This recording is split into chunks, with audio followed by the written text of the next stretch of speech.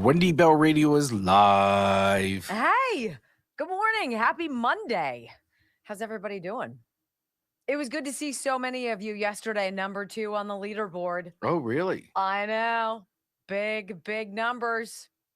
We had like 15,000 people watch, but your rumbles are all that matter. I mean, that's what does it. You guys are magic. The ridiculous first day of sales for the Second Amendment commemorative gifts. Holy cow, you guys are amazing. Who's giving us money? $50 from Lexus 350. I tried to make it 53 in honor of my son's 53rd birthday today, but my technology challenge brain doesn't know how. Happy birthday to my son. Lexus, happy birthday to your son. What is his name? Share with us his name. Somebody has rated us. Earl. All right, Steve, happy birthday. No, I'm saying Murtech. Rating our stream as well. You should. I mean, who wouldn't want to start their day with all of this, right? Kevin, happy birthday. Happy birthday, Kevin. And Kevin, in honor of you, I want to tell you that there is a special code. 30% off. Yes, Chef Man, we figured it out. Our friends at Rumble were so upset. They're like, oh my gosh, what is wrong with this ad or this promotion we're trying to give you guys? And so I want to make sure we have it right, and it is right for you. Chefman.com, use my name. You're going to get 30% off. I guarantee it. I give you my email all the time. Look, Brock and I were talking on the phone yesterday, and I was going through all of the promotions for this week to ensure that there are no snafus. And I looked at it, and I said to him, I'm like, all right, so here you have this oven, which is the most phenomenal oven. It's crazy. And it's like $499. Well, you put in my name and then you watch $150 go away. And then all of a sudden, something that seems like it's out of reach becomes something that might become a splurge. Their things are off the charts. Haven't used the indoor pizza oven. I understand. One is being sent. We'll let you know. Kind of like the slushy maker. We'll find out. Well, I can attest to the oven is fantastic. It's all great. Okay. So it's all great and it's ready. Chefman.com. Use my name. No / I don't think. It's just Chefman. Chefman.com. Use my name, Wendy, and watch the 30% roll off. It's this is one of those things you could legitimately go there and finish the majority of your holiday shopping, depending on who you have in your life. Right? Love them. How's everybody? What's going on out there? We also have big news about Dr. Dubiak. This whole month, Brock, we got our tests back. Yes. You got a few results? I got one result. You got one result. Yeah, so Dr. Dubiak wants to sit down with us, and we're going to try to do something tomorrow. Put together a video that we can share with you. Probably do it live. Do it live. Okay. On my Facebook page. And we'll just talk about what the results show, what they suggest. This is the genetic testing that we're talking about. This is from bodybyAIM360.com. It's far more extensive than anything you've ever had done. It's totally secure. And the great thing about it is you don't need a prescription. You don't need to visit anybody. You can scan the QR code, order the kit, follow the instructions. It's a mouth cheek swab. Put it in the mail and then wait probably 3 weeks, I'll say. 3 to 4 weeks, and you'll get your results. But beyond that, bodybyAIM360.com, they've got a mega blood work discount sale. This is where they test all of your biomarkers. So get your blood work done in December for January start of this program. If you want to do it, it's now, $79 instead of $199 for the blood work alone. This is different. This is off the charts. We'll share with you our experiences. $79. 412-227-9255. You guys hear me talk about them. 412-227-9255. You will never have more extensive information about you and your blood and your hormones and all of it than you will. $79. I don't know how he's doing it. I like the IVs. And he has an IV sale this month too. And what Brock is saying is, so imagine that your blood work comes back and shows you're deficient in these things, zinc, B12, blah, blah, blah, yada, yada. But you've got elevated such and such.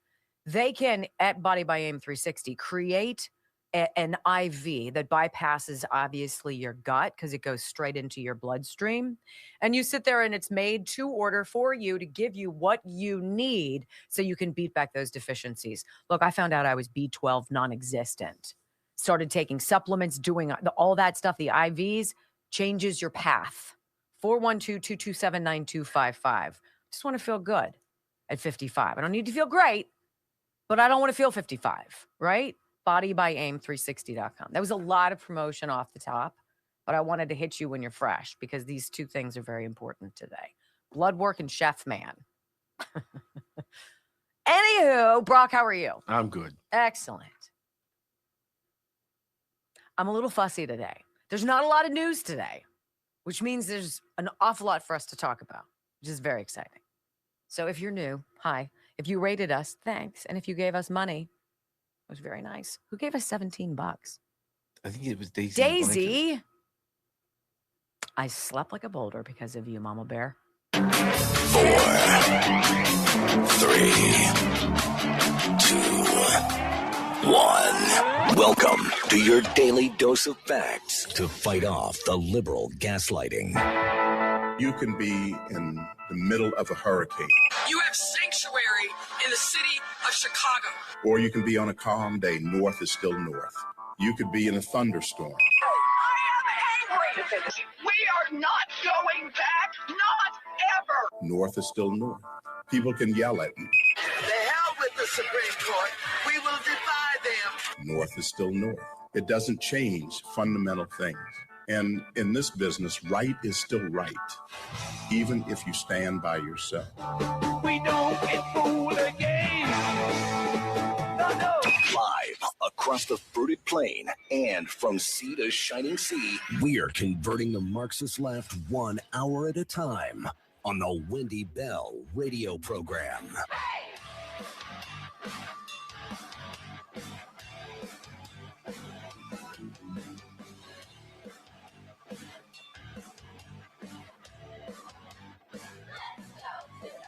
Well, hello, greetings to all of you, and happy Monday across the beautiful fruited plain. Welcome home to the Wendy Bell radio program. Some of you are listening to my voice for the first time, and I give you a warm hello. My name is Wendy, and I am a mom. I've got 5 children, boys, all boys. And I used to be a television news anchor and reporter for many, many years before I got canceled multiple times for speaking the truth. I guess I spoke the truth well before people were willing to step forward and admit, indeed, yes, it was the truth. And so I've parlayed my life's experiences into what I believe is 3 hours of information that we give you all the sources for. So you get to decide how you feel about this or that. And yes, we do have this or that to talk about. So if you're new, wendybellradio.com, that's our app. You can follow along the live video feed all 3 hours, join in the chat, get the podcast, whatever. Just keep coming back and welcome home. I pledge allegiance to the flag of the United States of America and to the republic for which it stands, one nation, under God, indivisible, with liberty and justice for all. Amen. You know, what's different about this show, one, I'm a common sense conservative female broadcaster, which is odd. It's rare. There are not a lot of me's out there in an ocean of, by and large, middle-aged white dudes who for years have been telling us what's been going on. And quite frankly, they've done a very good job of it. But beyond the stories that we talk about, some of these folks get inside access to top name politicians, people in the government, people in the administration. You know what I don't do? I don't usually have interviews. And the reason why is pretty clear to me. I like to react. I like to listen to what people say. I like to go above that and then watch for a little while how people respond. And then see the next day if the media seal the deal on whatever it was that they were floating out to begin with. We have a very captivated population right now. They are captive, not in terms of captivated, like, wow, this place is so great. They are basically captives of a narrative that you and I have seen through for a while. And I'm the first to admit, it makes me very angry, the speed, slow speed that this awakening is happening. But I like to try to imagine like the psychology of it. Is there a certain predisposition in ourselves that we're unaware of that can take two people, maybe even not just blood relatives, but maybe even twins? And one can be predisposed to thinking about the world through a more liberal lens, and the other is more conservative. I don't know, because there are some commonalities that I see on the left. And it's very angry right now. Trump derangement syndrome isn't just some throwaway phrase. It's a real diagnosis that's really not a lot about Donald Trump. I mean, he's the guy executing all the changes. But I believe it is a universal fear among people out there who've been screwing us over and robbing us blind for years that legitimately the gravy train is ending. And it is. And they are petrified, and they will stop at nothing to stop Donald Trump or any of his majors and generals from going out there and executing change. I want to read you something I stumbled upon moments before hitting the air this morning. It's an article from The Guardian. So you guys remember how Pete Hegseth, the Secretary of War, we had his spokesman, Sean Parnell, our friend, Pentagon spokesman, on the program to talk to us about these new media, basically, rules at the Pentagon. Used to be that reporters could roam all over the building, could mill in and out of top executive, military, and otherwise offices. But there was some leaking going on. There was some eavesdropping going on. There's some unsavory stuff. And quite frankly, when you're dealing with national security, you can't play games with. And so Pete Hegseth, Sean Parnell sat down with all of the media, and they worked on this for months to come up with a 17-page document. It's basically like, this is where you're allowed to go at the Pentagon. You have to have a badge. If you want to go beyond the confines of this particular area that is for you, you need to be escorted. Oh, the media went haywire. And the majority of the left mainstream media outlets, in solidarity, refused to sign the agreement. And so, in effect, they've been blocked from all of the front row seat interactions with the people in the military. So who's there? Well, people like Jack Posobiec, people like Tim Pool, people like Matt Gaetz, people who are podcasters or broadcasting of some conservative auspice, who then go forward and present to their followers, which are now far more numerous than the mainstream media's, and share with them the overall perspective, the strategy of this administration. Mouthpieces for Trump. Apparently, these mainstream media folk are really ticked off about this. Pentagon press passes once held by credentialed journalists are now in the hands of right-wing pundits and Trump allies. It's a very subtle choice of words, isn't it? It's not reporters, it's not journalists, it's not podcasters, it's pundits to demean what we do. Being a member of the Pentagon Press Corps was once one of the more prestigious assignments in U.S. journalism, a position reserved for heavy hitters from venerable newspapers and news channels, reporters at the peak of their powers. Did you guys ever thought that reporters should have power? Or did you think that they should just be telling you in an unobstructed, unbiased way what's going on? Well, not anymore. A press conference last week held at a critical time for a Pentagon embroiled in scandal. It's really not. It's doing its job constitutionally in its bounds, taking out terrorists who threaten to kill us in a war professed by the President of the United States on day one, was instead attended by more than a dozen right-wing activists, with the government being held to account by a close ally of Donald Trump, an employee at Turning Point USA, and someone from a pillow salesman's nascent media company. Nascent. I never knew what that word meant. It's not conversational. It's meant to be snooty. Mission accomplished. Almost all credentialed reporters from traditional media companies surrendered their Pentagon press passes in October rather than sign, I beg your pardon, it's 21 pages, Pentagon document that set restrictions on journalistic activities. Well, FAFO, you decided not to do it. Wasn't anything egregious. And so now you don't get to come and be invited. Okay. You're the ones who are crying about it. The Pentagon has moved on, period. Those constraints include requiring news organizations to pledge they will not obtain unauthorized material, in effect, limiting journalists to reporting unofficially provided information and agreeing to limits on journalists entering certain parts of the Pentagon. Who do these people think they are? You guys seem to think that you're like Hollywood rock stars, right? Like you're special in some way. No, see, you've lost every shred of respect we've ever had for you. And quite frankly, you've made us feel stupid for giving you any credibility in the first place. Following that walkout, the Pentagon issued passes and access to dozens of right-wing media figures and organizations who agreed to the strict rules, including Laura Loomer, a Trump confidant who has described herself as a proud Islamophobe, Lindell TV, an online streaming channel founded by Mike Lindell, a conspiracy theorist and CEO of MyPillow. Isn't it intriguing how they describe these individuals?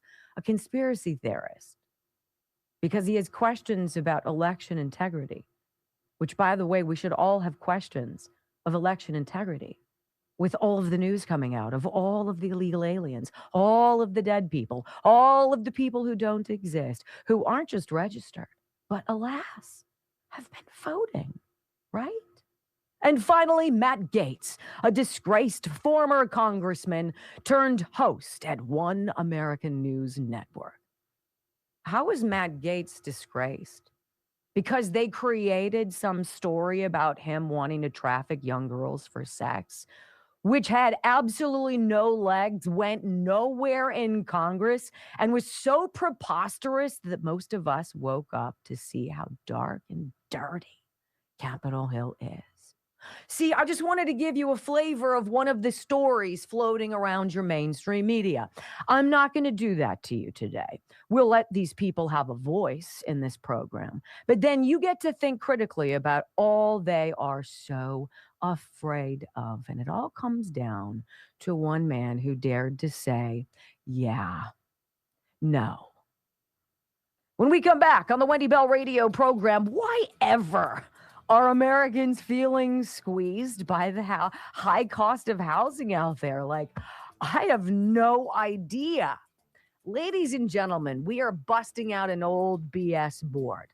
On the flip side of this break, all right, we're going to debunk the Trump is making housing unaffordable for Americans theory, okay? We'll do it next on the Wendy Bell Radio Network.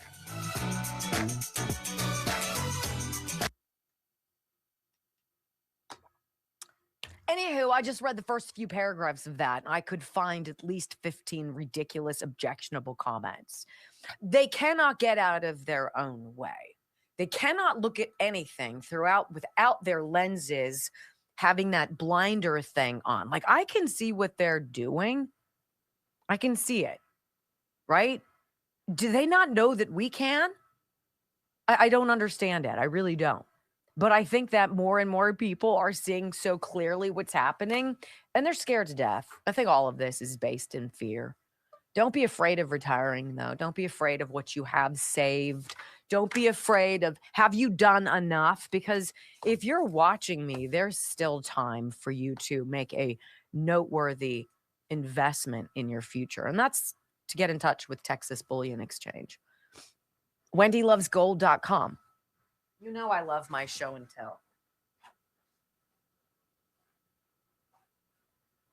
They make it so easy at Texas Bullion Exchange to buy precious metals. If you want to have gold or silver in your hands, platinum or palladium, really low mintage coins from all around the world. I have the most beautiful collection of silver coins from Texas Bullion Exchange.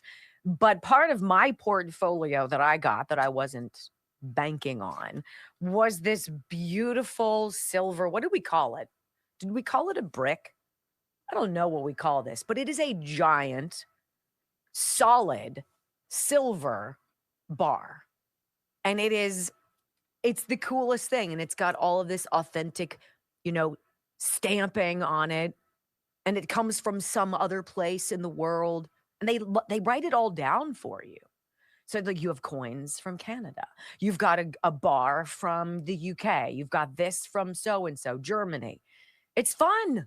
It's fun. And you can get this in your portfolio by calling 855-927-5557. Ask about their principal protection program. You'll never sell your precious metals back to them for less than you bought them for. That's a pretty solid guarantee. Plus, I think the value of silver has doubled since we did this last year. Like literally doubled. In a year, that's pretty good. That's pretty good.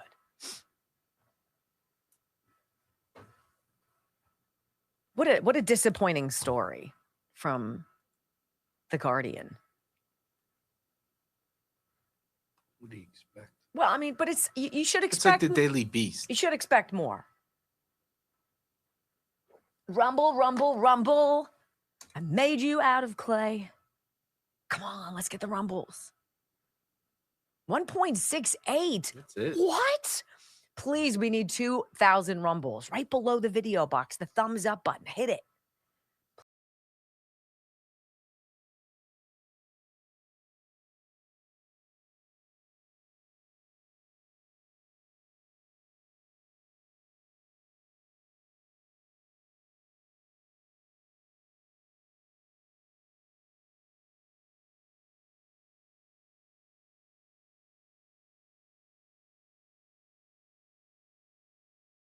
Incidentally, that anybody out there would blame this administration for the cost of things presently, especially the cost of housing, the availability of housing, right?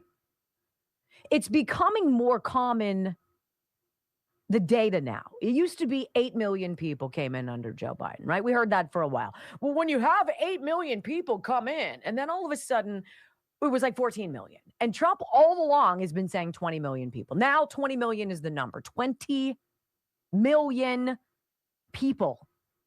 Well, I want to ask young people who seem perplexed, and I get it, that nothing is affordable right now, right? 20 million people.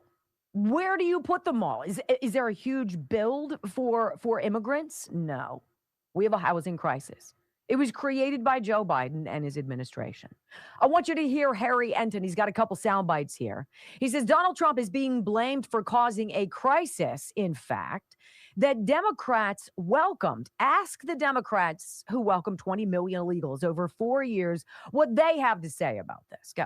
When it comes to the cost of living, what's the number one most expensive thing in their lives usually? Well, it's about housing, right? We had this entire discussion in New York City. The New York City mayoral campaign, right? The affordability, housing affordability. But it is not just in New York City where folks are concerned about affordable housing. It's nationwide. Look at this number. This one really shocked me because you rarely ever see drops like this. Good affordable housing, satisfied with access to it. Back in 2014, 69% of Americans were satisfied with access to good affordable housing.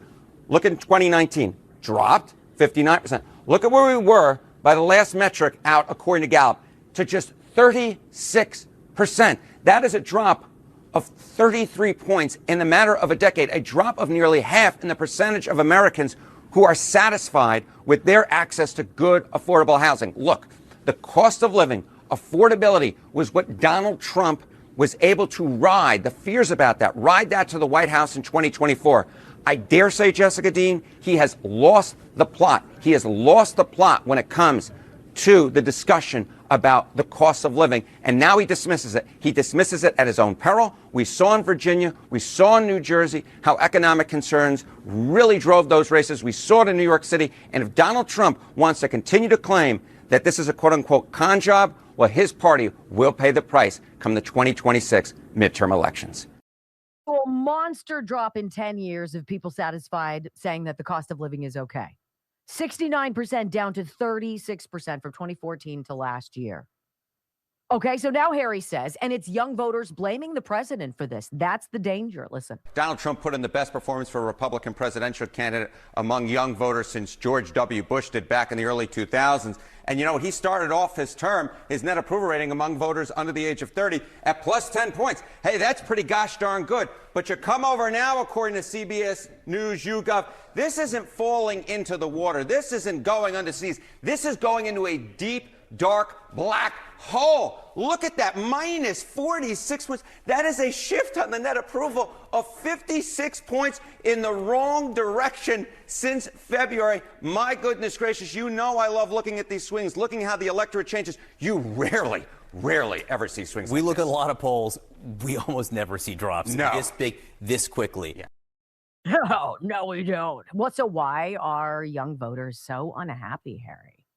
And it's the economy, stupid. I mean, just take a look here. Age 18 to 29 on Trump and the economy. Back in October of 2024, who did those under the age of 30 trust? Harris or Trump? It was Trump by 10 points, according to the Marquette University Law School poll. Look at where his net approval rating is now on the economy. Minus 52 points. Very similar to what we saw in the CBS News YouGov poll in terms of his overall drop in support on the net approval rating. And this minus 52, it's just stunning. It's really not stunning, Harry. When you consider in 2019, when Trump was president the first time, it was $260,000 average home price in this country, $260,000. When Joe Biden was president in 2023, 4 years later, that $260,000 average home price jumped to $419,000. The 20% required for a down payment went from $52,000 up to $84,000. The interest rate also, Harry, jumped from 4% to 7.24%. And by the way, the monthly payment skyrocketed.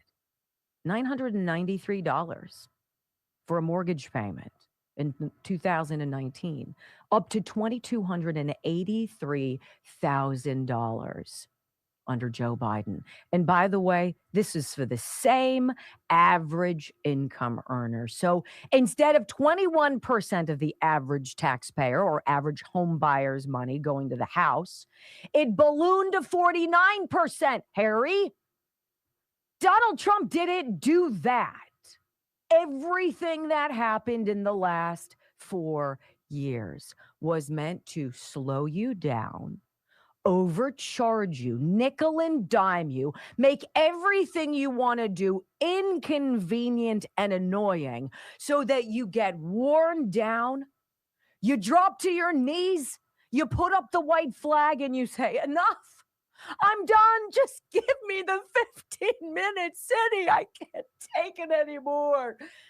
And Donald Trump said, this is preposterous, and we are going to knock it the hell off. So all of these people out there losing their collective minds, saying, look at what's going on with the economy. Nobody can buy anything. It's untenable. The youngest voter has no hope. Well, then stop freaking voting Democrat. Any questions? When we come back on the Wendy Bell radio program, I think we need to pivot, talk a little bit about this Somalian thing. Maybe Generation Z would have some money for a down payment if they stop voting for Democrats and let the Somalians rip us off blind. It's not just $1 billion, guys. Try $8 billion on for size. Next on the Wendy Bell Radio Network. Oh, how I miss the BS board.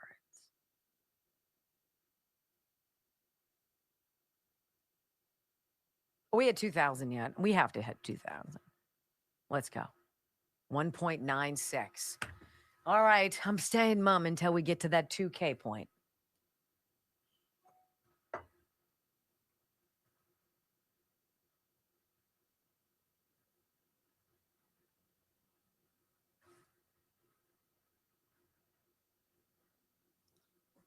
That BS board was from years ago.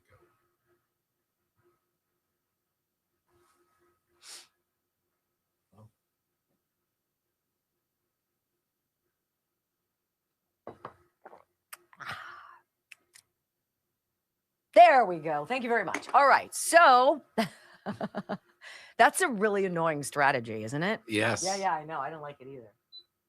At least we can discuss these things together and have honest conversations, right? I just don't understand. You and I had this conversation this morning and a little bit yesterday. You know, young people, I think we're financially illiterate as a society, and we bring in kids and give them $50,000 loans a year for college because we told kids that's what you need to do. Yeah. And that you don't think of the long term, and you have kids who just touch their phones to pay for stuff. $7 coffee. There's no actual instant digging into your gratification. money and having to do this. Yeah. And like, ooh, I don't have it. And most kids don't. We talked about this morning. Most kids don't see the struggle their parents go through. They grow up in big, nice houses, and they never see the cramped space of the house they had before that. And they come out and their experience says, I should have this huge house. Well, that's not how it works. And someone needs to tell them that. So Jack needed to open something, and we have an electric can opener, and we also have a twisty. And the twisty's kind of a piece of crap one. Like, good twisties are solid, right? They're better than some of the electric ones. So Jack's like, show me how this works again. We're making corned beef hash on his birthday, which was Saturday. So I showed it to him, and I was like, this is all I ever had. I never had, like, in my apartment, nobody would ever have an electric bottle opener, can opener, right? We didn't have dishwashers. I didn't have a dishwasher until I was married. I was the dishwasher. Right? There was no dishwasher. I was the remote. And then it would always give you that skeevy tray underneath the thing, and it got that sick water in it. And you'd be like, right? Yeah, I was happy to get a dishwasher. Anyway, you're right. They just think that wave a magic wand, you had everything. I'm like, no, I grew up rationing water. So hopping out of the shower and into the shower and capturing it in a bucket and pouring it into the toilet and only flushing if you had to, like, okay, you guys haven't experienced stuff yet. And just because you can't afford what you grew up with isn't hardship. That's not hardship. You've got to actually make shite happen on your own. And that's a fact. God, I'm good. Anyway, let me tell you about the Healthy Fat by Dr. Gundry, because look, 70 pounds is a lot of weight. And if you heard anybody say, I lost 70 pounds, you'd be like, what shot did you take? Nobody would say, and I drank my way to it. You'd be like, what? That's exactly right. Dr. Gundry created MCT Wellness, this drink mix, which is wonderful. And I'm getting super low on my new blueberry that has been gifted to me. I think JJ and Penny, I don't forget who gave it to me. So nice. That was me. A scoop of this in water, and I hear even in hot water. Stir it up. It's a wonderful meal supplement, dietary supplement. It absolutely destroys your cravings and it gets your body cranking, converting ketones into energy and all of that. Dr. Gundry lost 70 pounds. Slow and steady wins the race. We know multiple people, multiple Wendy Bell Radio followers are doing this. Multiple, and several have already lost well past 70 pounds. That's crazy. It's not going to break the bank. It's got good things in it, right? Why wouldn't you try it? I drink it every day. It's what's in here every single day. And it gets me through everything I need. thehealthyfat.com/Wendy. Now, if you really want to go nuts, you drink that and you take 2 of these a day. Blood Flow 7. Do it. Alpha Gold Male for the dudes. Blood Flow 7 for the ladies. bloodflow7.com/Wendy. I will never go another day without taking this, ever. If they stop advertising with me, I will become a monthly subscriber. You already are. Oh, yeah. That's right. Why don't I get it for free? She wasn't shipping it fast enough. Damn it. That's right. It changes everything. First of all, you won't sleep like a rock. You'll sleep like a boulder. Best sleep you'll ever have in your life. You don't fall asleep during the day because nitric oxide makes blood flow through your body more. You are alert. You're awake. You don't hit the wall. You're not yawning. You don't crash out. You push through. It's phenomenal. bloodflow7.com/Wendy. Male formula, Alpha Gold Male. Brock is taking it. Good results. Good results. No sleeping during the day. Being alert. How do you sleep at night? You good? Yeah. I don't know what else you need. And it's right there. It's on sale. It is the perfect female male package. 100%. 100%. Do a him and her thing.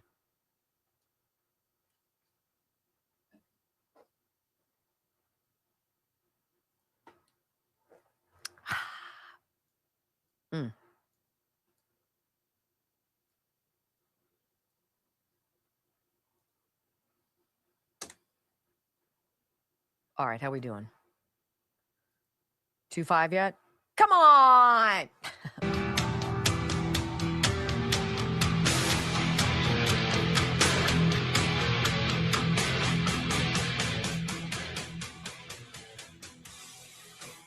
Well, Dr. Oz is threatening to pull funding from Minnesota after at least $1 billion in Medicaid funding was stolen by fraudsters there. Welcome back to the Wendy Bell radio program. How much more money would all of us have at the end of the month if all of this crap that we've been told we've not been paying for, not one single person, not a single scintilla, not a penny has been going to places it shouldn't go, right? Please. You're worse liars than you are lawmakers. Imagine how much more money you would have. Seriously. Can you imagine? Just for a second. Everything that we talk about is completely dripping with fraud. Education, SNAP benefits, right? Everything that has to do with the border, everything that has to do with medicine, everything that has to do with war, everything that has to do with elections. Is there a realm of our existence here in America that hasn't been shystered by someone and allowed to let happen by people either too lazy, too stupid, or too complicit? I don't know. I'm freaking tired of it. You know, I manage a big household. I do okay. And I don't have an economics degree. I find that if you make more money than you spend, you can save money for other things. But when the government is ripping you off blind and then lying to you about it, I'm sorry. We need to have a realistic conversation. Trump wants that conversation. Democrats don't, and neither do rhinos.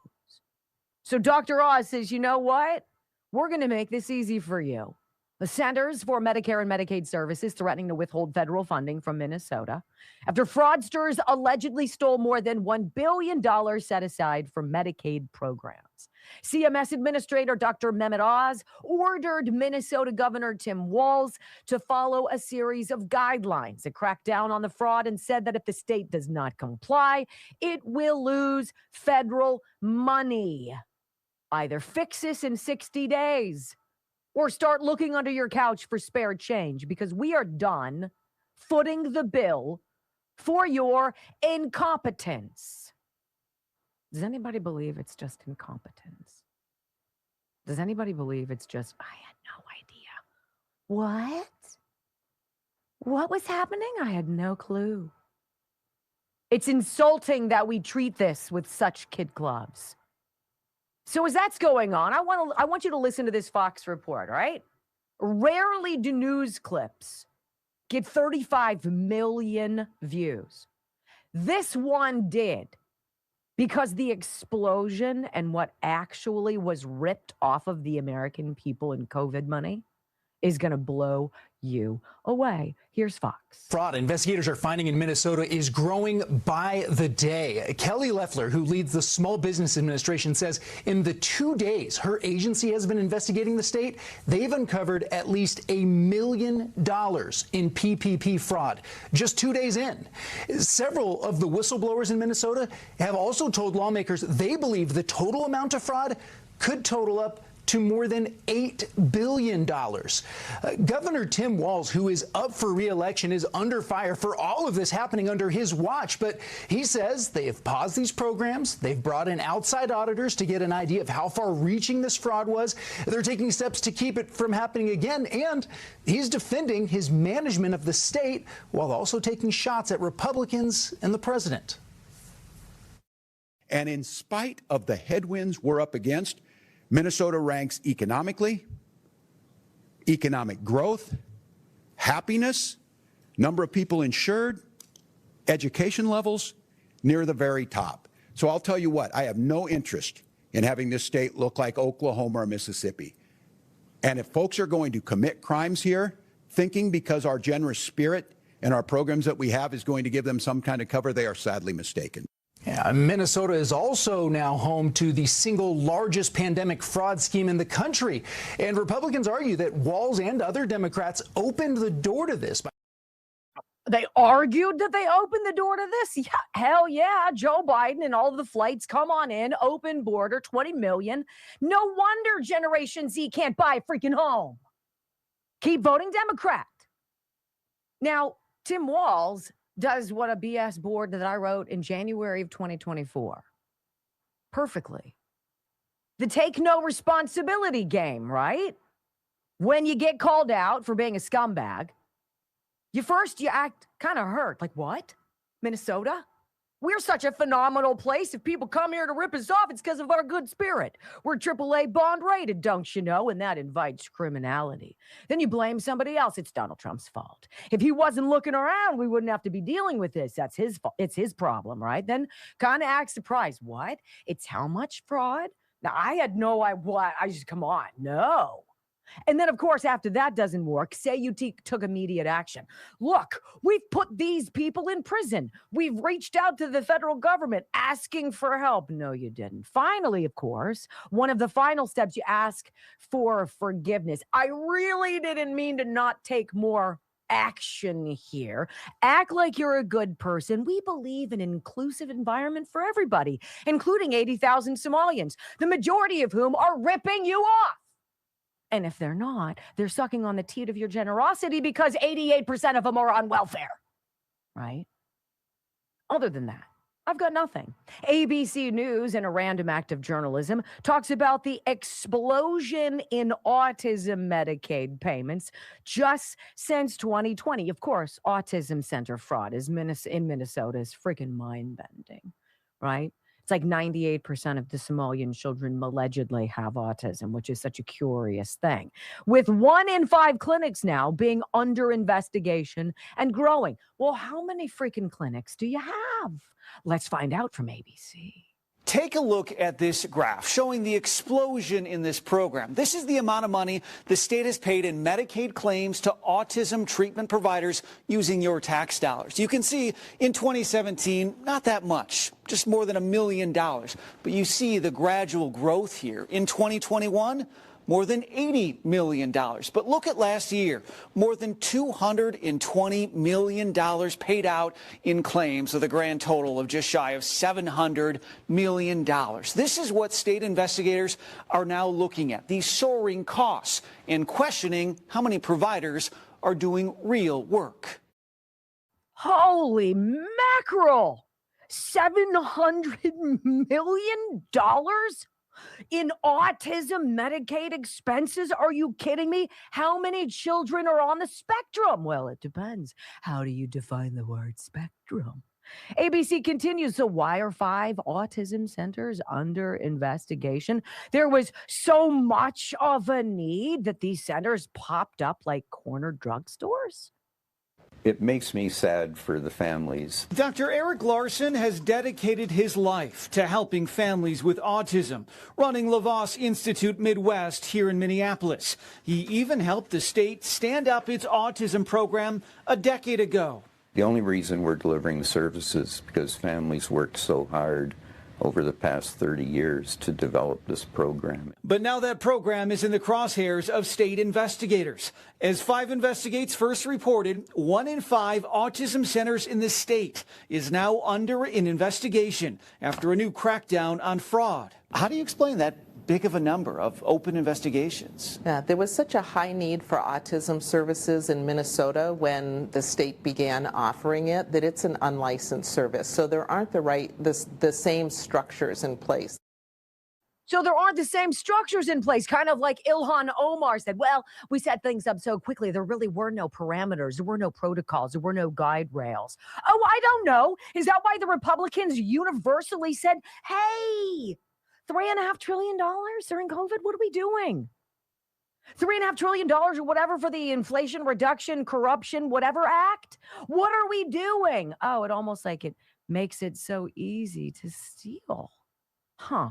ABC continues, says, you know what? The DHS started looking into this after 2 autism clinics got caught submitting fake bills. You don't say. DHS says it stepped up enforcement late last year, around the time the feds raided these 2 clinics suspected of billing the state more than $20 million for services never provided. I was never thinking somebody is going to submit fake bills. Larson says he only started to get suspicious last year when he and his staff tried calling providers in the state directory. He couldn't reach at least 100 of them. No apparent email address, no website, nobody answering the phone. Red flag, you think?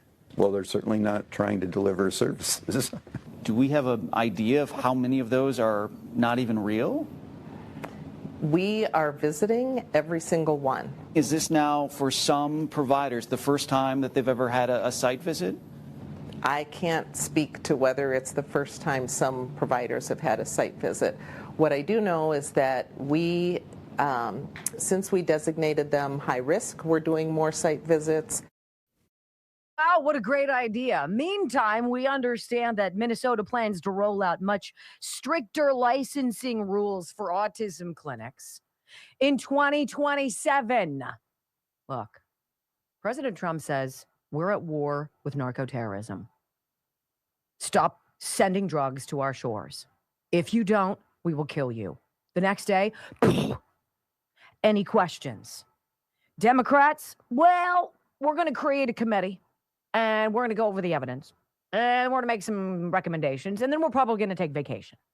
And then we'll probably come back. And we'll have other things to do. And maybe we'll get to it, but not before more money is stolen from the people, which is great. Now, did you guys hear about the Minneapolis police chief?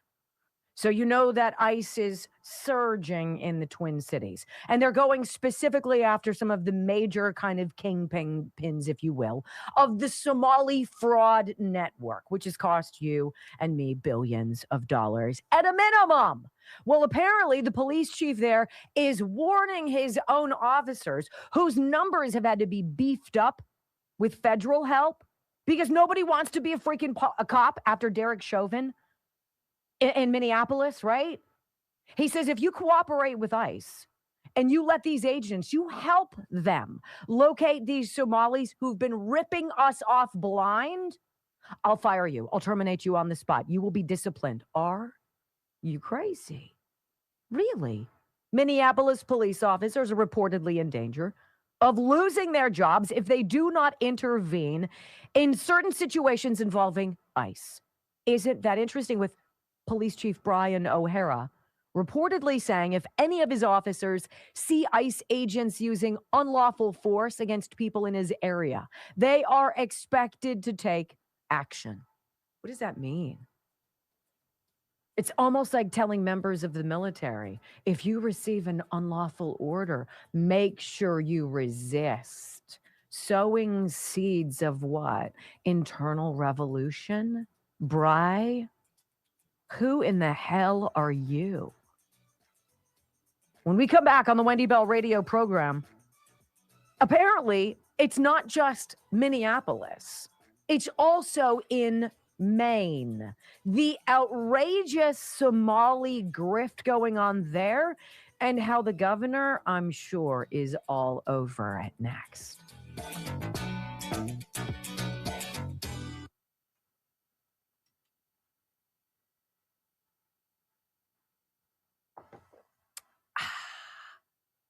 Why would you say that? Why would you say that, Brian?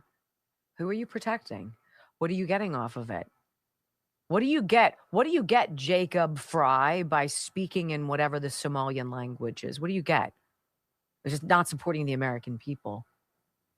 What do you get by letting Muslims overtake an entire community and drop their prayer mats all over the place and block traffic? What do you get? This is America. This is America. These are our rules. This is our country. Get out. What kills me about that Get out. is they fight the 10 Commandments tooth and nail. Even putting them up in places. The left fights the 10 Commandments tooth and nail. Prayer mats in the middle of Times Square? Nah. Not a problem. Yeah, they had to dismantle them in our local schools here in the land before time. All right, who do I want to tell you guys about? Hold on. Hold, please. CB Distillery is back, 25% off. This is interesting. Holidays certainly hectic. You've got the family drama. You've got last minute shopping. You've got later nights, right? We're eating probably like garbage, drinking too much. The holidays can feel like an endurance test. And that is why it is a wonderful time to stock up on natural ways to stay in charge. Staying in charge, gummies, CB Distillery gummies, for calm, for stress relief, for control. How about for pain relief? Any of the products that are phenomenal. I use the 1,000 milligram Relief and Relax oil. Phenomenal. I get a little bit of arthritis in my fingers. Phenomenal. How about the gummies for sleep? Being able to fall asleep and stay asleep and get restful sleep. All of this makes your holidays a lot more digestible and a lot more enjoyable. I trust CB Distillery. There's only one company I've used, and it's cbdistillery.com. Right now, if you go to cbdistillery.com, 2 million satisfied customers, a 100% money-back guarantee. Use the promo code RUMBLE, and you'll save 25% off of your entire purchase. cbdistillery.com, RUMBLE is the code for 25% off. I love their products. I've used all of them. Well, the 3 categories. They've got a lot of products. That would be a lot of CBD.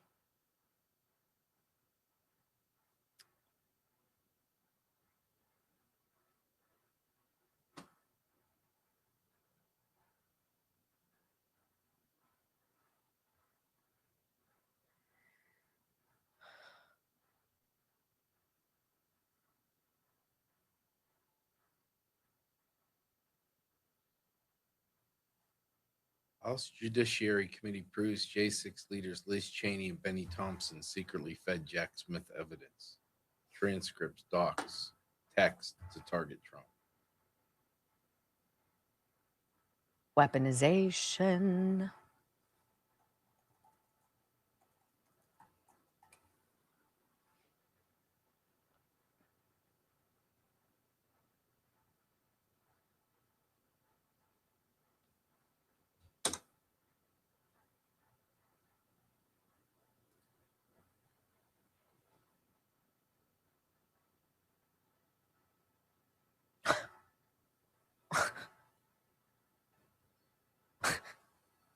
I hate people so much sometimes. It's just, it's truly. I'm just reading something and I'm about to drop on you, and it's like, I don't pay attention to Maine. And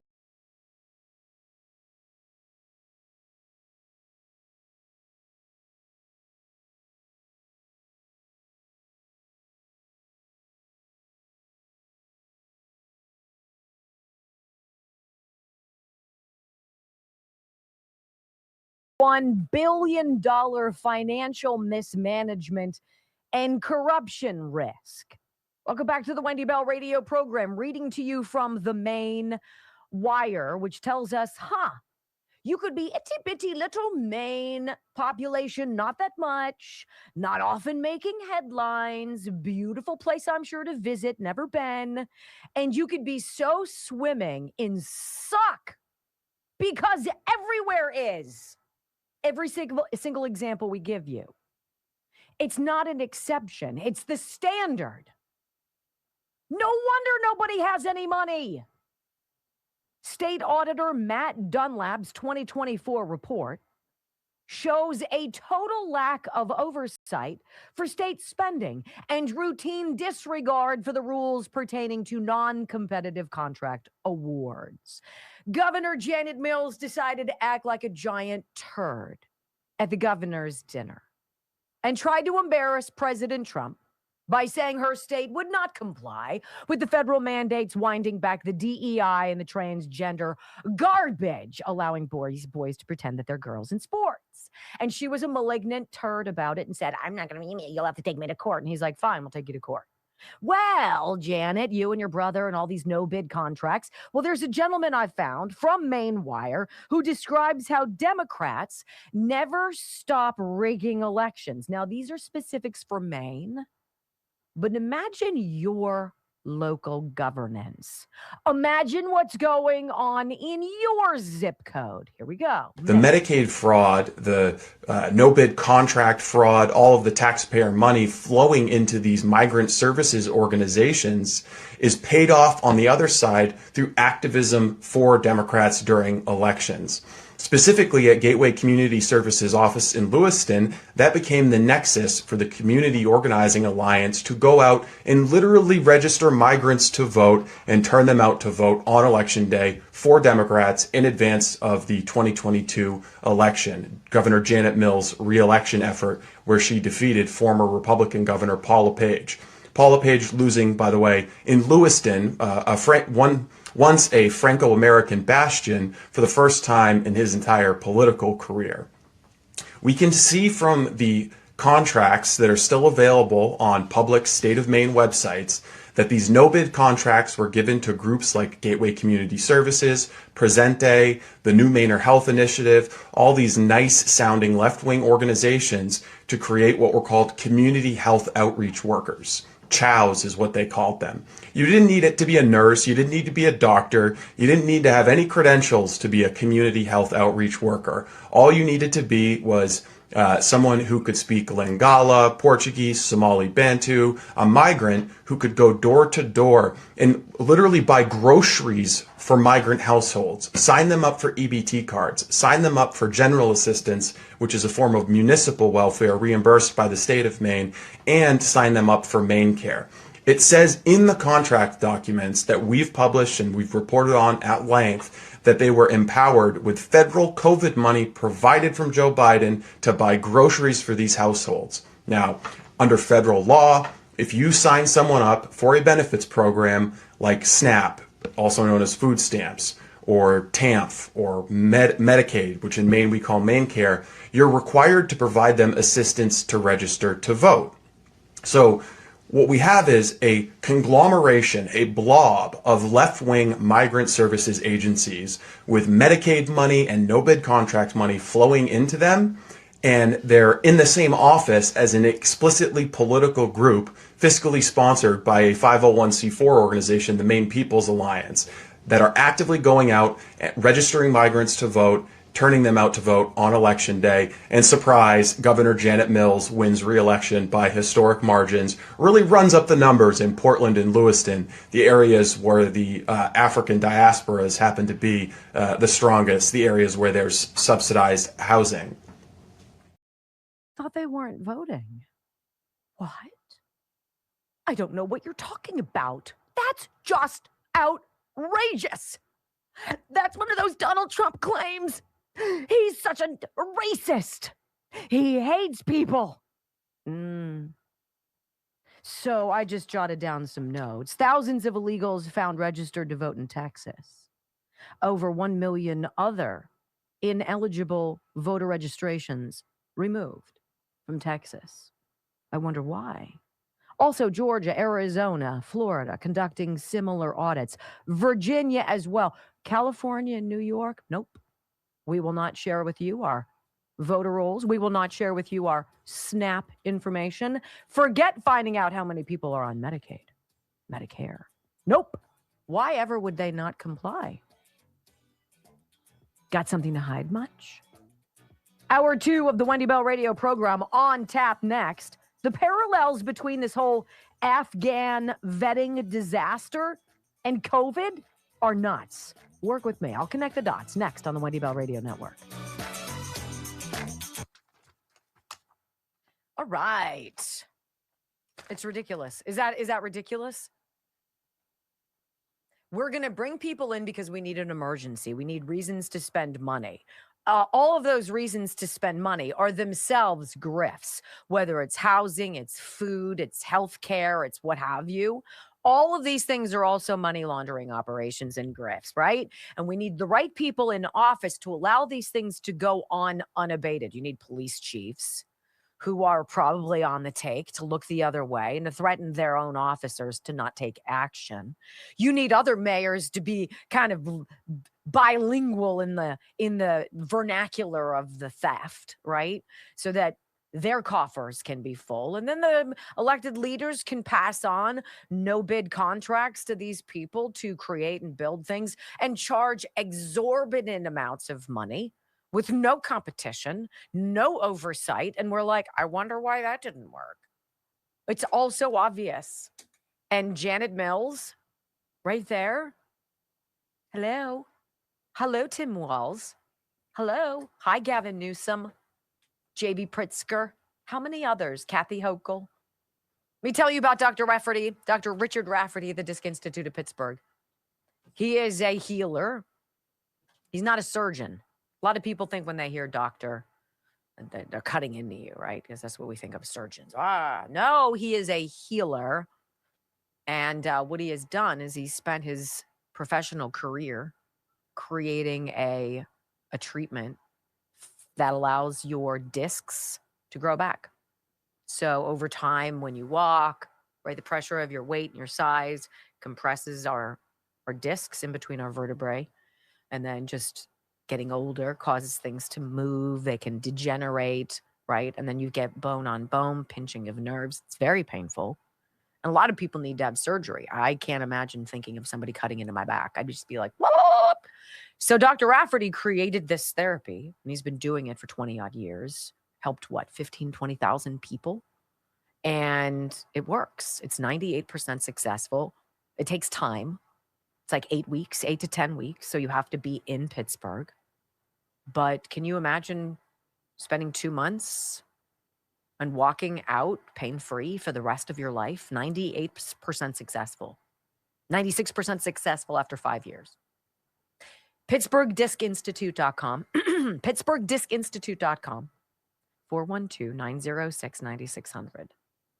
412-906-9600. That guy, like, you don't have to live in Maine to listen to that investigative journalist give you all of the details of how lack of oversight and how faux need, like the whole autism explosion in Minnesota. Was nobody there like Aaron Brockovich saying, why is everybody autistic all of a sudden? Is it something in the water, or are you just ripping the hell out of the American people? Oh, you're ripping the hell out of the American people. Super. If we don't have 2-5, I'm going to throat punch you people and throw you down the stairs. Okay. 2.77 is my goal at the first hour. So we need 160. Thank you. Thank you. Thank you. Oh, wait a minute. We also got $20. Who's giving us money? Under this code, Article 6, Clause 3 of the Constitution, Congress and the DOJ can be punished under the in military for sedition. Yes. Thank you, Froggy. Froggy's giving us some constitutional pointers, which I appreciate. I will say journalism ethics class, the ethics class I took in graduate school, was the most miserable class I've ever been in. All of the law and all of the code and all of the rules and la la la la la la la. And I'm like, how about you just don't lie? Is that naive? Maybe that's why Is that naive? a lot of journalists have no ethics, because I don't remember taking the journalist ethics class for undergrad. Yeah, it's sort of like how doctors in medical school or young, doctors to be don't take a class on nutrition or vaccine injury or anything like that. And you're like, that makes sense. That makes perfect sense. Why ever would we want our doctors to be aware of nutrition? Here, just prescribe more drugs. Woohoo! It's almost like I'm cynical.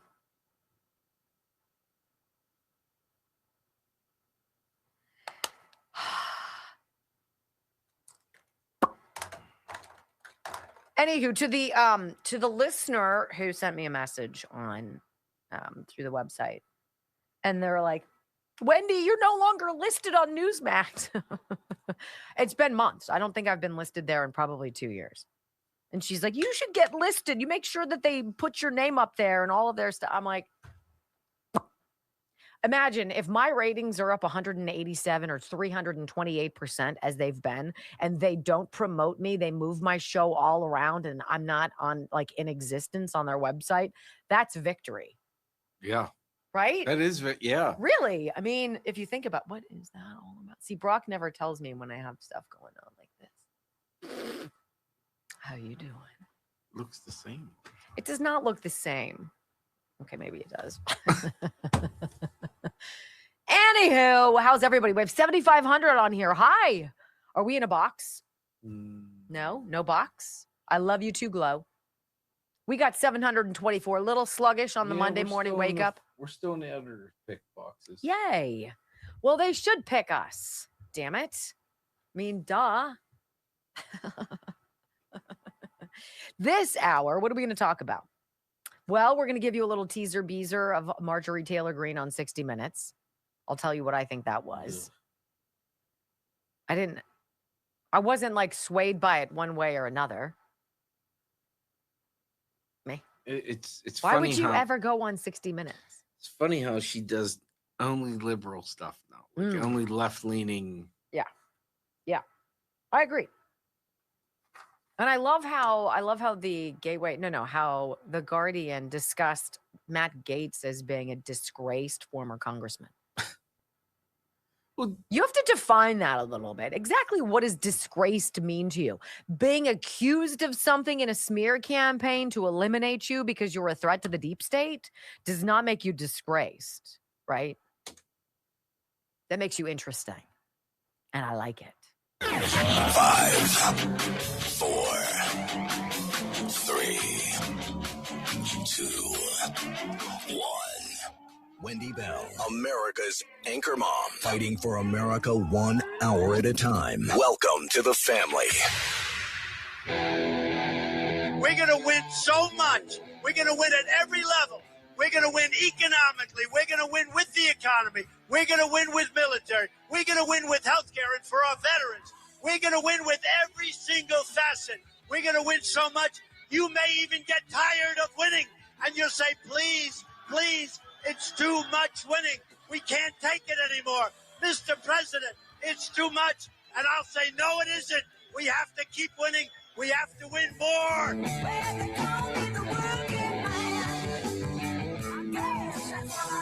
We're going to win more. 3 hours of bold truth and excellence. You've just signed up for the WBR Army. Strap in. This is the Wendy Bell radio program.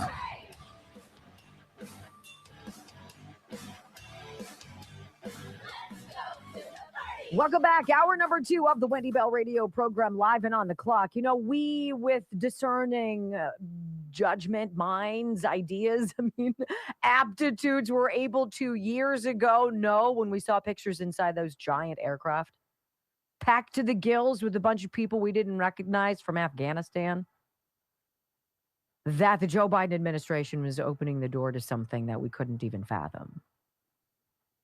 You know, I think about my kids. I was pregnant with my second son and had a 1-year-old on 9/11. They have no memory. They know nothing, Generation Z. They know only what they've been taught. They don't remember the collective gasp. They don't remember the news reports. The people in Manhattan covered in white dust. All strangers who moved with the same dazed and confused stumbling. They didn't see the news coverage of all the people walking around holding pictures. Have you seen my husband? Have you seen my daughter? Thousands of them. They didn't see the removal of all of that debris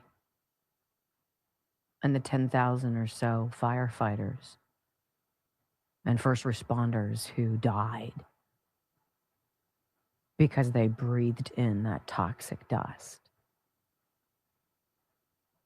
We saw the pictures inside those planes. And I don't care if it makes me a profiler. I saw people from another country who I don't trust because I don't know.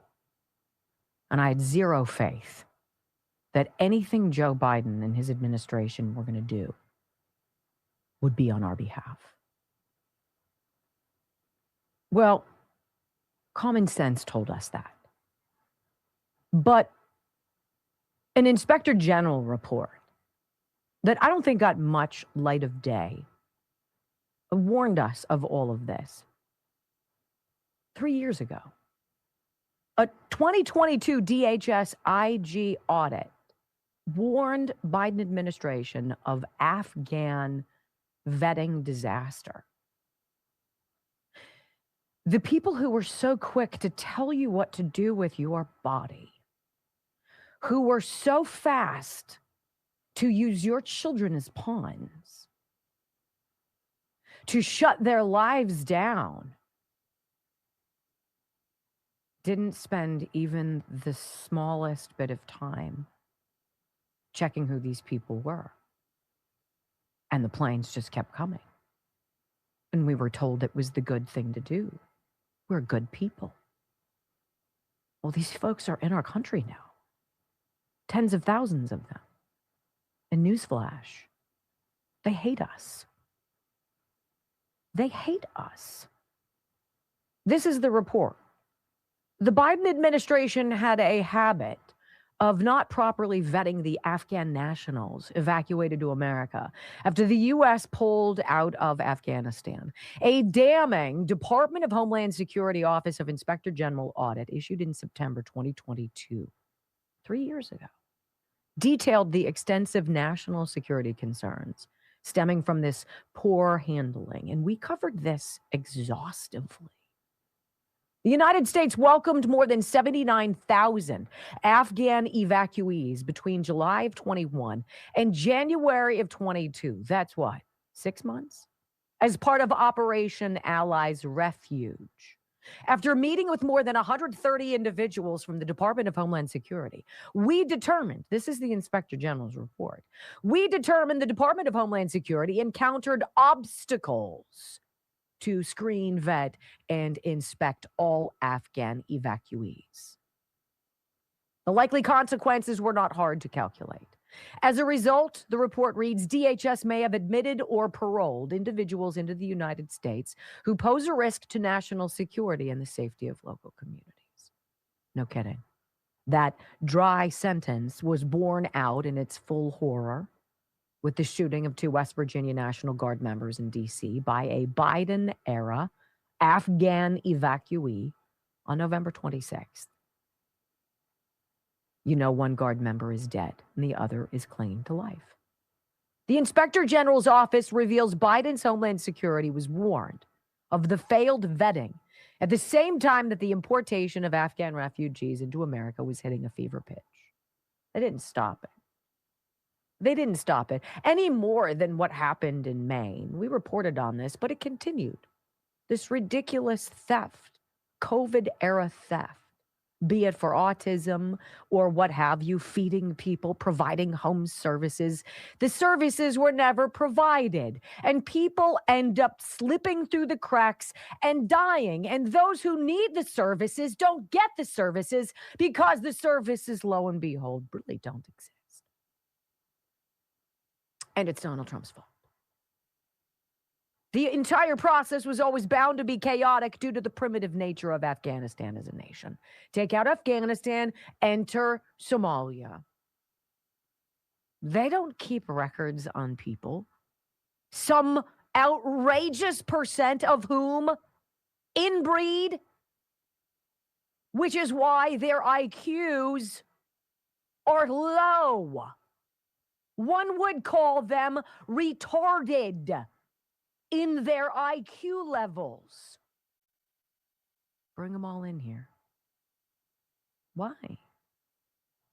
U.S. Customs and Border Protection admitted or paroled evacuees who had questionable names and dates of birth, partly due to cultural differences.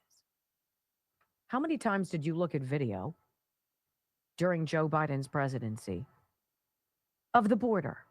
Maybe Bill Maloogian or somebody from Newsmax was on the scene. And they just had video of dudes crossing into our country. Who are you? And they look right in the camera. Not like, oh my gosh, thank you. I made it. I'm going to survive. I can't wait. This is life. They looked into the camera with a whole different view. We've known this for years. And yet the men and women we elected to serve us, who we pay to represent us, didn't see what was going on at the border as being the greatest threat to our national security since 9/11.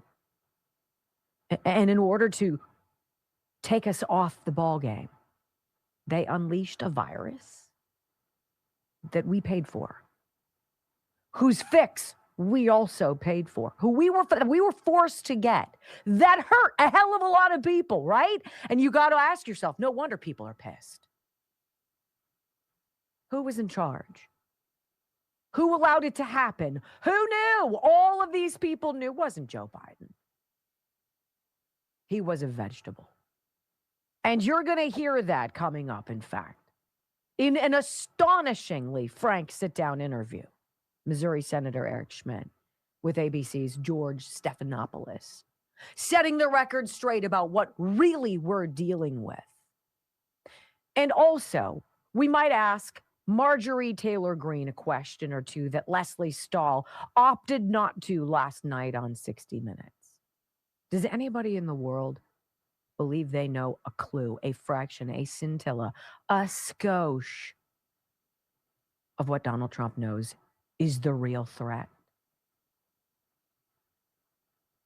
Now ask yourself, do you have more faith in him and his international relations and the decisions that he's making, in the moves that he's peeling back for everybody? Do you have more faith in that than you do a Biden administration that knowingly welcomed terrorists into our country? Because he did. They did. And they knew it. It's only a matter of time. And that is a disgusting thing to say. Because, unlike my children, I will never forget 9/11. I'll never forget the people walking around with pictures. And I'll never forget the people caked in white dust, or those who died trying to save them. When we come back on the Wendy Bell radio program, let's give you a little teaser-beezer of MTG. She's now playing the victim card. She's the victim of Donald Trump. Really? See, I see what she did sitting down with Leslie Stahl in 60 Minutes a little differently, perhaps. What do you think? Let's listen in together and then you decide. Next on the Wendy Bell Radio Network.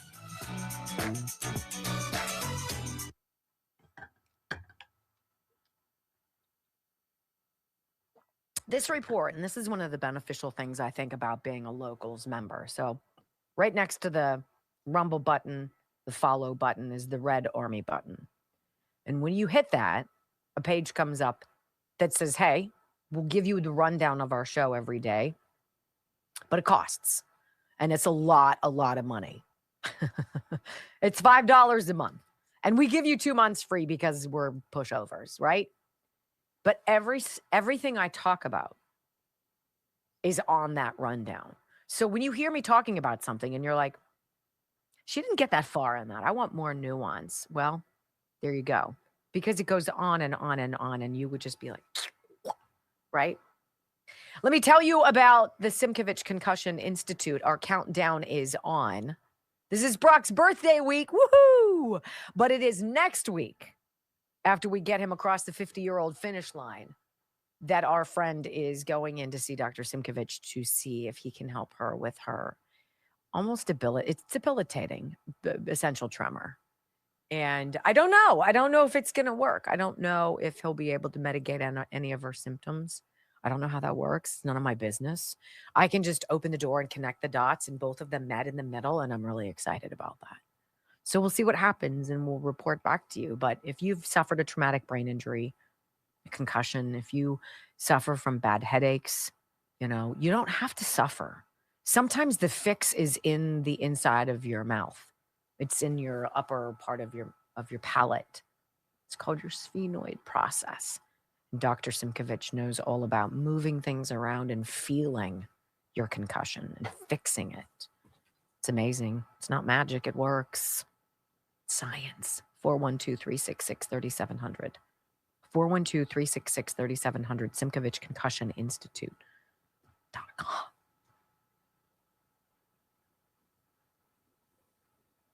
Very quiet. Kind of creepy. No, I know. There was no reason for you to hop in. I get it. Weirdo. How's everybody? Have we hit 3 yet? Dang it.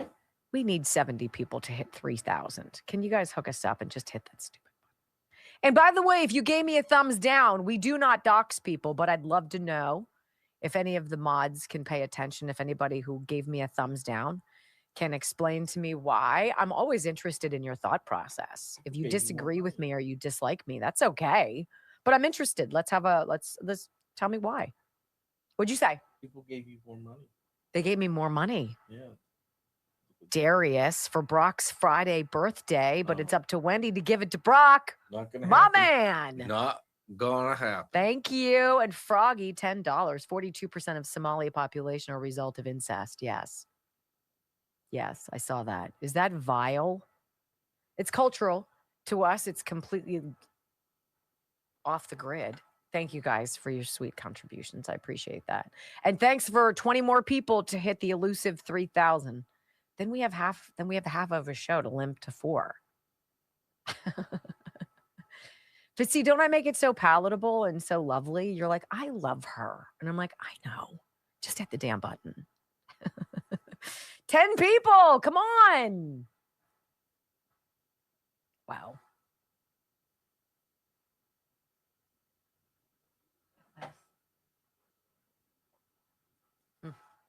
Kind of wild today. Wild and wonderful. 3,000. Look at you guys. I love you. Thank you. Thank you for that. Let's talk a little Chef IQ on the flip side of this break. We'll do it at the bottom of the hour. They got a great thing going right now. 30%. This is different than Chef Man.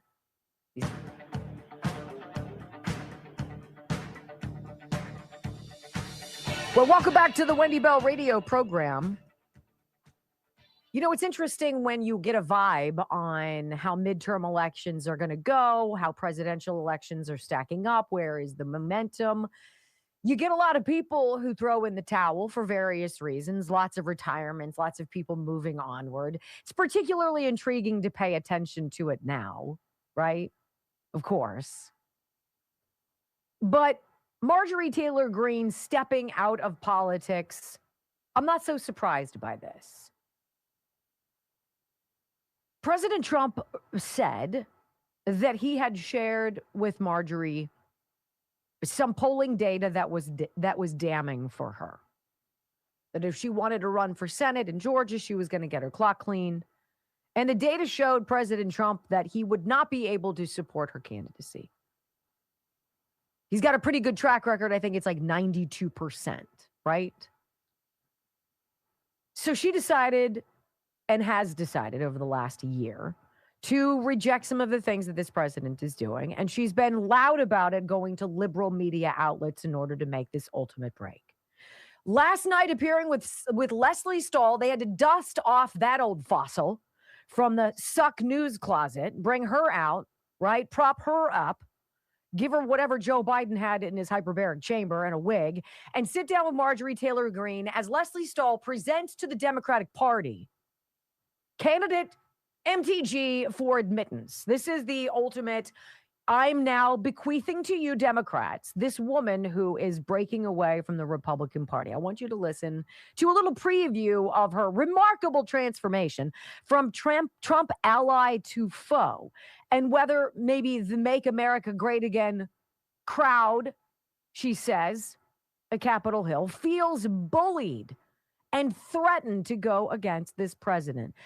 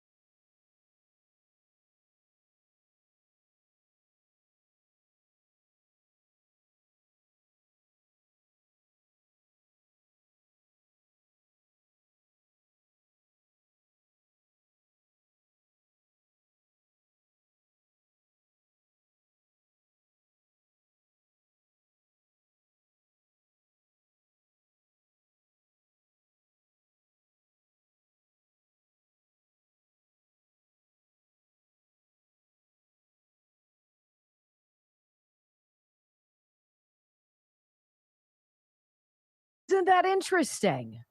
In my mind, the way I see that, that is the presentation. That is like walking your daughter down the aisle. Here you go. Da, da, da, da. If only I had wedding music, I'd say to the American people from Leslie Stahl, I bequeath to you, Democrats, this former washed up MAGA has-been, right? Who thought she knew better than the president. But it's so interesting, isn't it? That what she thought she knew better has cost us how many hundreds of billions of dollars? How many lives? Right? How much unnecessary drama? Oh, we're a very basic people, Leslie, who's now like 150 years old. She's going the way of Barbara Walters. There is no, I mean, it's okay to hang up the wig, Leslie. It's cool. We don't believe you. You do what The Guardian did that I read in the last hour. You share a narrative that we don't trust because we've broken it down and we've proven you wrong again and again and again. And so continue your way of irrelevance. And this is what Eric Schmidt, the senator of Missouri, said to George Stephanopoulos. There's a reason your ratings suck, because you demonstrably every night lie to the American people. Well, we voted in landslide fashion for no more. When we come back, I want to talk about this monster money laundering allegation. You heard about Act Blue. You've heard about Smurfs. How about the seditious six? What? We'll connect some dots next on the Wendy Bell Radio Network.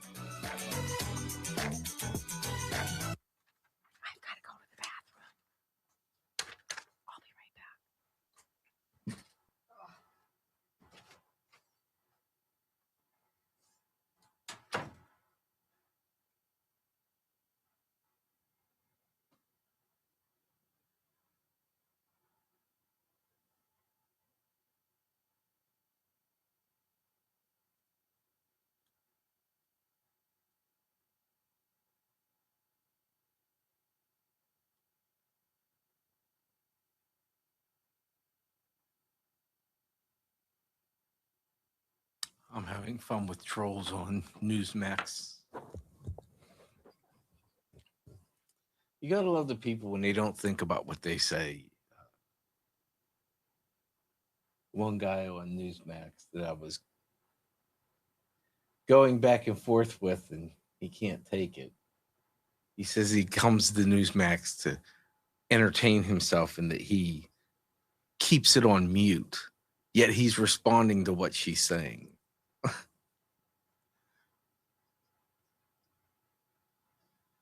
It's amazing how triggered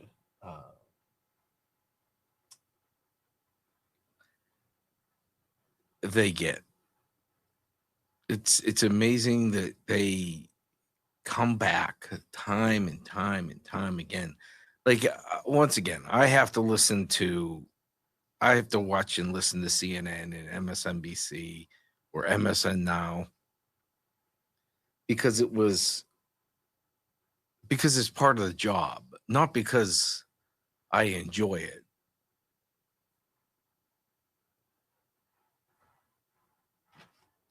Just mind-boggling. Someone finally said that they give you a thumbs down for chronic nagging. Oh, of they you? must not be married. Of you? No, I think of them to Rumble. Oh. Okay, whatever. See, if you're married, it's in one ear and out the other. You know, you're just... I have to nag. You know, the well-being of this show depends on it. So it is what it is. You can thumbs down all day long. I understand your point of view, and I don't disagree with you. All right, let me talk to you guys about Chef IQ. This is Chef IQ Sense. All right, this is the state-of-the-art kitchen assistant, mealtime assistant that does so much more than like your dishes. It tells you how not to spoil and ruin a $50 steak. It tells you when it's time for your turkey to be done and sit and just soak and relax, rest for a bit. It tells you how to cook fish. It tells you how to cook pork. All of it. You stick it in and tells you everything. Chef IQ Sense is the wireless cooking thermometer that takes all the guesswork out of holiday meals. Your roast or turkey, prime rib will come out perfect every single time, turning, I think it's done to, I know it's absolutely perfect. And there's a difference.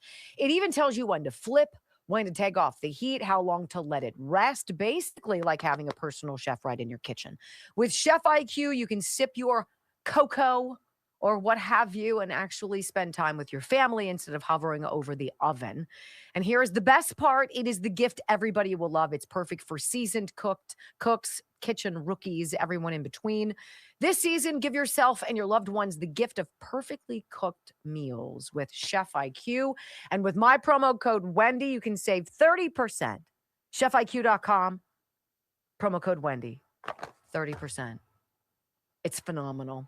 It's worth it. I strongly advise it. Love this.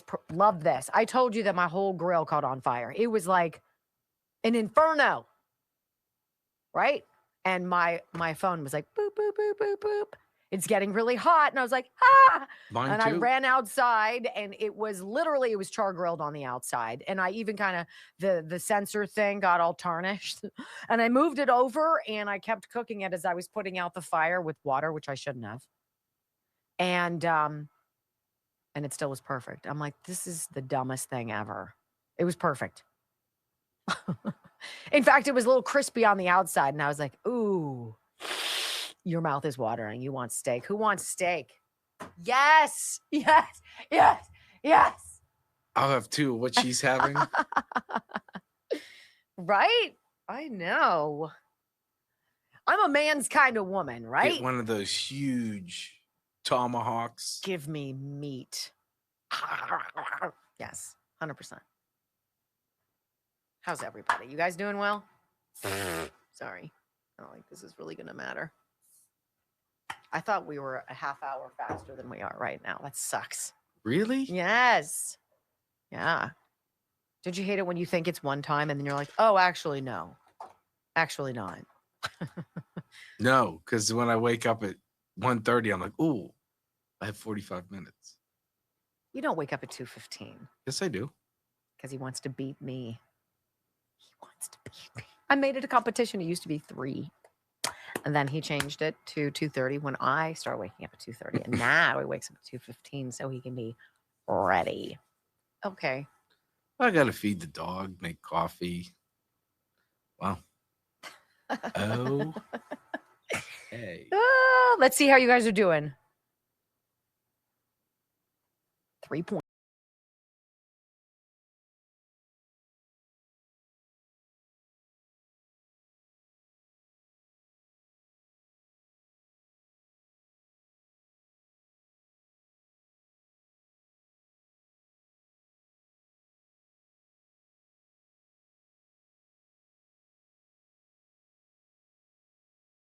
What I think is just very common sense conservatism. You know, I remember watching James O'Keefe before the knives came out for him over at, now it's O'Keefe Media Group, but back then it was Project Veritas, when he started exposing this Act Blue smurfing. And if you were not aware of what was going on, and now Act Blue has been shut down, much like USAID. I mean, when the vast majority of what you're doing is fraudulent, and what you're using is either dark money, foreign infusions of dark money, or you're using garbage taxpayer dollars that you're taking from other, I don't know, resources and cycling it through. Once you shut that down, the Democrats are really kind of screwed. These Smurfs were people whose identities ostensibly were stolen. And these were mostly older Americans, people in their 60s and their 70s, who reportedly made thousands upon thousands of individual donations to very specific people, Democrats, right, in a short amount of time. I mean, it was absolutely absurd. And these Act Blue donations then went into the coffers of these various campaigns. And lo and behold, you wonder, how on earth is anybody giving money to these people? Their policies are horrible. Everything they do sucks. Who is dumb enough to keep voting for them? Well, what if you're not? Well, what if people are not? What if you have an infusion of illegal aliens, dead people, all sorts of other folks who should not be voting, which we know is happening? Right? And then you have systemic election fraud. No, talk about that. You're not allowed to talk about that. That makes you a conspiracy theorist. I mean, stop it already. We all know the score here. But I want to read you this because the seditious 6, those 6 congressional Democrats who decided to join a video together, encouraging active duty military to basically resist Donald Trump's chief commander orders, if they deemed them illegal, right? Very dangerous. These 6 seditious congresspeople have cashed in quite a bit on these Smurfs. And I thought I would read you a little story from the Gateway Pundit so we can maybe put together some of the pieces here. You ready? The seditious 6 face new legal challenges. Massive money laundering allegations emerge. What? And this is a guest post by a gentleman named Bob Cushman, who is an investigative reporter. And this is what he writes. This is for you to decide what you want to do with, okay? Recently, 6 lawmakers caused an uproar and prepared a video that implied that soldiers should not follow orders. They carefully put a spin on the Uniform Code of Military Justice in such a way as to imply sedition.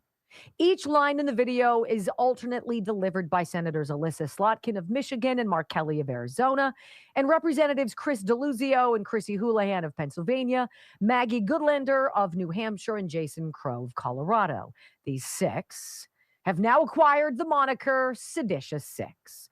Well, it now appears that the 6 lawmakers have been found to have been heavily involved in money laundering. Investigative reporter / citizen journalist Bob Cushman has just released an FEC, Federal Election Commission, data analysis that strongly suggests that Mark Kelly, Alyssa Slotkin, Jason Crow, Chris Deluzio, Chrissy Houlihan, and Maggie Goodlander have been recipients of illegally laundered campaign funds. In the initial investigation, Cushman cites 22 Smurf examples that have allegedly contributed almost $3 million in more than 95,000 separate donations to Democrat coffers. Think about that. 22 people called Smurfs. Act Blue. It's all through Act Blue. Smurfs are blue. They're called Smurfs in that their identities have been stolen, and it is through their identity that Act Blue was funneling money to all of these various representatives' coffers. 22 people made 95,000 separate donations to Democrats.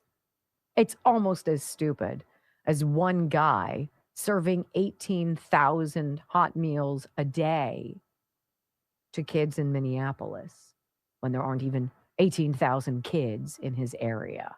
It's so ridiculous that you have to either be asleep at the wheel, complicit, or totally, what, a moron to allow it to happen?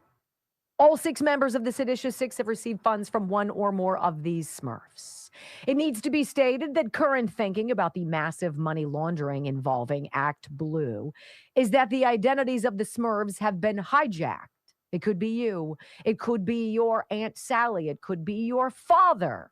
And completely unbeknownst to them, according to Federal Election Commission data, they've been giving all of these donations to Act Blue for years. And it's like, wait, what?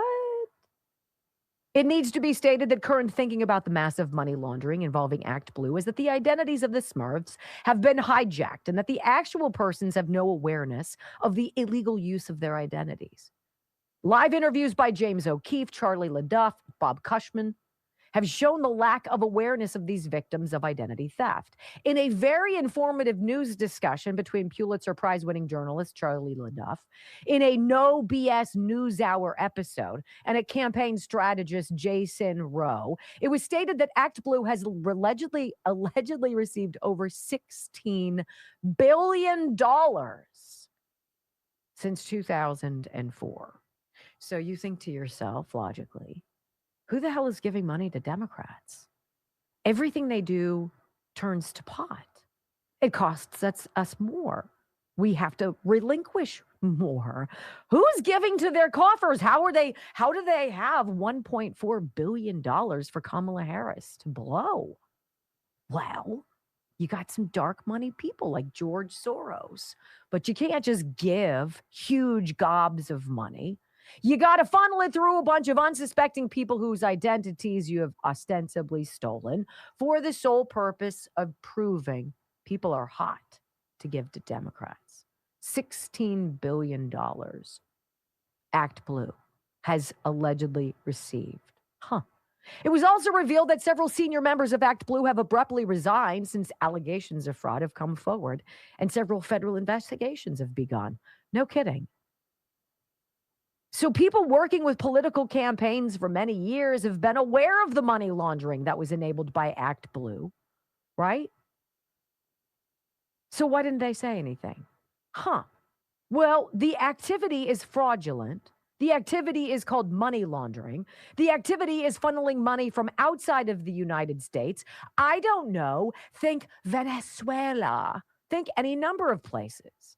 And that Republicans are now outraising Democrats for the first time in a decade tells you an awful lot. So I want to just read you a discussion of the evidence. Just this one guy, a Smurf, a man who did not know his identity had been stolen by Act Blue, through which they could funnel money Let's talk about Mark Kelly. He's the head of the Seditious Six Resistance, right? Well, this guy named David Hutton, a Smurf known as David Hutton, according to FEC records, has made 14,047 donations, totaling $344,339 over 7 years. The average donation equals $24.51. The number of donations over 7 years equates to roughly 5.5 donations a day. It is ridiculous. Yes? A ridiculous and unbelievable donation history. It's clearly not just impossible. It is believed that this person had his identity stolen. A Google search shows that he's 71 years old. He lives in Paso Robles, California, and the age of the alleged donor suggests that this senior citizen has indeed suffered identity theft.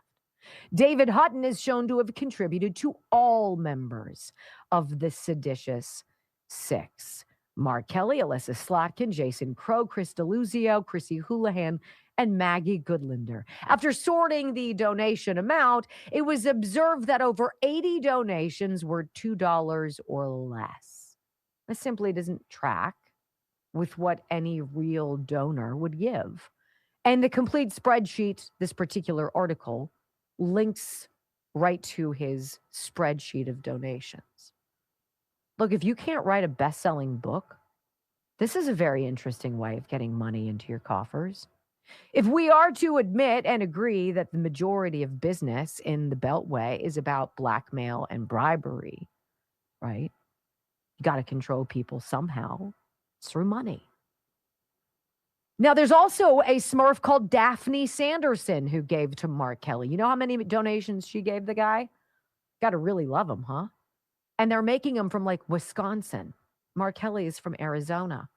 Do you have some deep adoration for the state or some pining for the former astronaut? One must ask. 1,878 donations. That's like, how many donations have you ever made in your life? I think I've made two. 1,878 donations for $24,018, average $12.79 each. A Google search suggests that Ms. Daphne is 72 years old and that, in fact, she lives in Cape May, New Jersey. So once again, the age of the alleged donor is a red flag for identity theft, right? It goes on and on and on. The reason why there is derangement among members of Congress against this one president, who you and I see as doing the job that you and I have long wanted done: clean up, expose the fraud and the waste and the abuse. The derangement comes from people in the establishment whose livelihoods exist merely because of the fraud, the waste, and the abuse. So once it's identified and it is stopped, now what? Once it's identified that Stacey Abrams is given by Joe Biden's EPA, right, $2 billion under some climate nonsensory right before the end of his administration, i.e. throwing gold bars off of the top deck of the Titanic. When the $2 billion isn't there, where do you go? You need a new grift. You need a new shtick. And certainly nobody is going to buy her best-selling book. The Seditious Six, ladies and gentlemen: squeaky clean, patriotic, former military members, or dirtbags running for their political lives. You choose.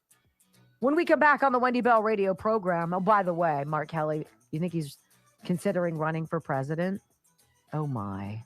When we come back, Harmeet Dillon, the assistant AG for civil rights, dropped some pretty mind-bending data about all of those people registered to vote and such. That's not happening, right? Yeah, next.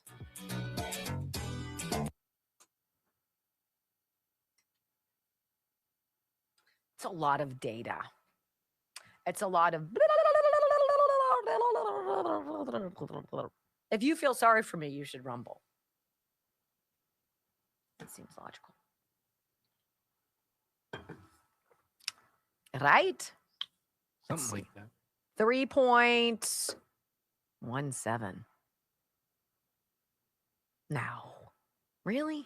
Mine's locked. I have a bad gateway. Don't get out of it. I have a bad gateway. Cloudflare. Cloudflare.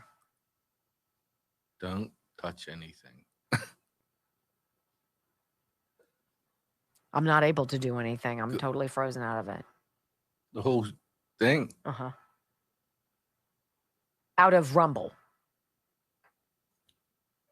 All right, let's see. Lean. All right, we get lean back. All right, this is Brickhouse Nutrition. You know how I love Brickhouse Nutrition. This is 20% off their number one selling item, which is their weight loss offering, a dietary supplement called Lean. It's created by doctors who don't necessarily think the shot is the only way for you to lose weight. Lean is very interesting. It helps control appetite and cravings. It helps maintain healthy blood sugar, and it helps convert fat into energy, which helps keep the weight off. It is a capsule sort of a situation. So I think you take like 2 capsules a day. 20% off right now. This is their number one item. And I love Brickhouse Nutrition. I love Field of Greens. This is a very interesting option. I think if you're really interested in losing significant weight without dramatically changing everything and injecting something into yourself, and a lot of people do, and they have great results. If you don't want to do that, try takelean.com. Enter Wendy, get 20% off when you enter my name. If you want to lose healthy weight, meaningful weight at a healthy pace, and you want to keep it off, that's Lean. Takelean.com. I'm carrying so much stress right here. Oh my Lord. I can feel it in my jaw. Our guy Rumble says Rumble's under attack right now. Does this face help it? Oh. Yeah. Yeah? Scaring the people away. No, it's not. Kind of feels good. There you go. I know. The nice thing is they're aware of it. That's. Oh my gosh, look at the explosion on X, a whole 1,000. I'm glad you guys are here. Thank you. So I have 329. Yeah, I got last time I updated, it said 317 to me. So. Did you know that by the time the average person hits 60 years old, they've lost and regained several hundred pounds? No, that makes sense. How much? Several hundred.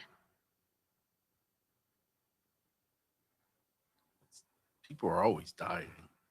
Like I don't know, I gained weight with pregnancy. Well, then you technically. I was a. Well, when you're eating donut holes 30 at a time, what do you expect? Facts. You have alien babies. But they were so little. I didn't have an alien baby. That's so rude.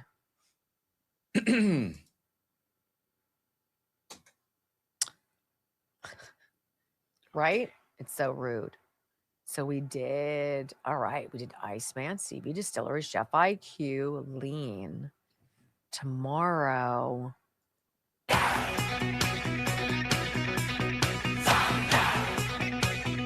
Welcome back to the Wendy Bell radio program. As we're talking about the seditious six and this Federal Election Commission data that shows Act Blue using unknown identity theft victims called Smurfs, this dark money was being funneled into the coffers of these 6 former military members, now congressmen and women. I mean, who out there is like, no, that's crazy. That totally would never happen, right? What? Gavin Newsom just bought a new $9 million house on a $200,000. Stop it. There's nothing weird going on. That's totally reasonable. Uh-huh. So, I mean, of course, it would make perfect sense that this Mark Kelly may be prepping for a 2028 presidential bid. I'm getting this from conservativebrief.com. I don't know. I could see it. I mean, they got nothing. They got nothing to lose except, whatever. Senator Mark Kelly of Arizona, one of the Sedition 6 Democrats who recently produced a video, is emerging as an early name in discussions about potential presidential contenders for 2028. Like, only in stupid land would you put out a video encouraging mutiny within the military and then suggest that you're patriotic and leadery enough, and strong enough to be the leader of the free world, right? Well, where else would I fail from senator of suck? Why else? Why wouldn't I fail upward? We'll just skip the governor's office and we'll just go straight for the top. And we'll bring Gabby with us. Interesting. No thanks. Good luck with that, sir. Good luck trying to make that sellable to the American people. You guys know Harmeet Dillon. She is close with President Trump, and she is the Assistant Attorney General for Civil Rights. So she's going in and she's helping to basically call all of the dead people off the voter rolls. It's like the oldest trick in the book, right? Which is why 21 states are not giving over not just their SNAP beneficiaries, they're not providing their voter roll information because they need people who shouldn't be voting to vote. It's the only way they can stay in power. The people in their states know they suck. It's the only way. Here, Harmeet says, look, it's federal law that states provide their voter rolls, which a lot of states seem reluctant to do, just like SNAP. It's so weird. Hi, I'm Harmeet Dillon, Assistant Attorney General for Civil Rights, and I'm here to share an important update about one of my many important duties here at the DOJ, which is enforcing our federal election laws. Here's some facts and figures for you. In the last 8 months, the DOJ has reached out to all 50 states, asking them to share their voter rolls with us so that we can help them comply with the Help America Vote Act, which requires states to maintain clean voter rolls. 4 states complied voluntarily. We sued North Carolina early on, and they are checking the voter records of 100,000 voters who were improperly enrolled on their voter rolls, and they're going to fix their problem voluntarily. We have an agreement in place almost with another dozen states, and I expect very soon we'll be looking at their voter data and comparing it with our records and helping them clean up those voter rolls. She says helping them clean up their voter rolls. They don't want them clean, of course. More than a dozen states are refusing to give us their voter roll data, she says. And so we have no other choice. We have to sue them. Listen. Now we have 15 lawsuits pending against 14 states. That's right. California got sued twice, and we are in litigation with them. They're refusing to provide their records, even though many of these states voluntarily provide their voter rolls to nonprofit groups like ERIC and even other groups. And so we are going to make sure that we get to the bottom of those, and then we're going to get to the rest of the state. Why ever would you not want to share your data? That doesn't sound very transparent. That doesn't sound very honest. Well, we're worried about people's violation of privacy. Really? Really? The federal government uses what? Palantir to do all sorts of retinal scans and fingerprints, and they know everything about you. They know where you go. They know what you eat. They know where you shop. They know who you text. They know everything. Are you kidding me? Harmeet Dillon says this is likely why these states are refusing to let us see. Huh? Just a few dead people have been found. What? Here's what we found so far. We've checked 47.5 million voter records. We've found 260,000 plus dead people enrolled in the state's voter rolls, which is pretty concerning. They're going to be removed with the help of the DOJ. And finally, that there are several thousand non-citizens who are enrolled to vote in federal elections.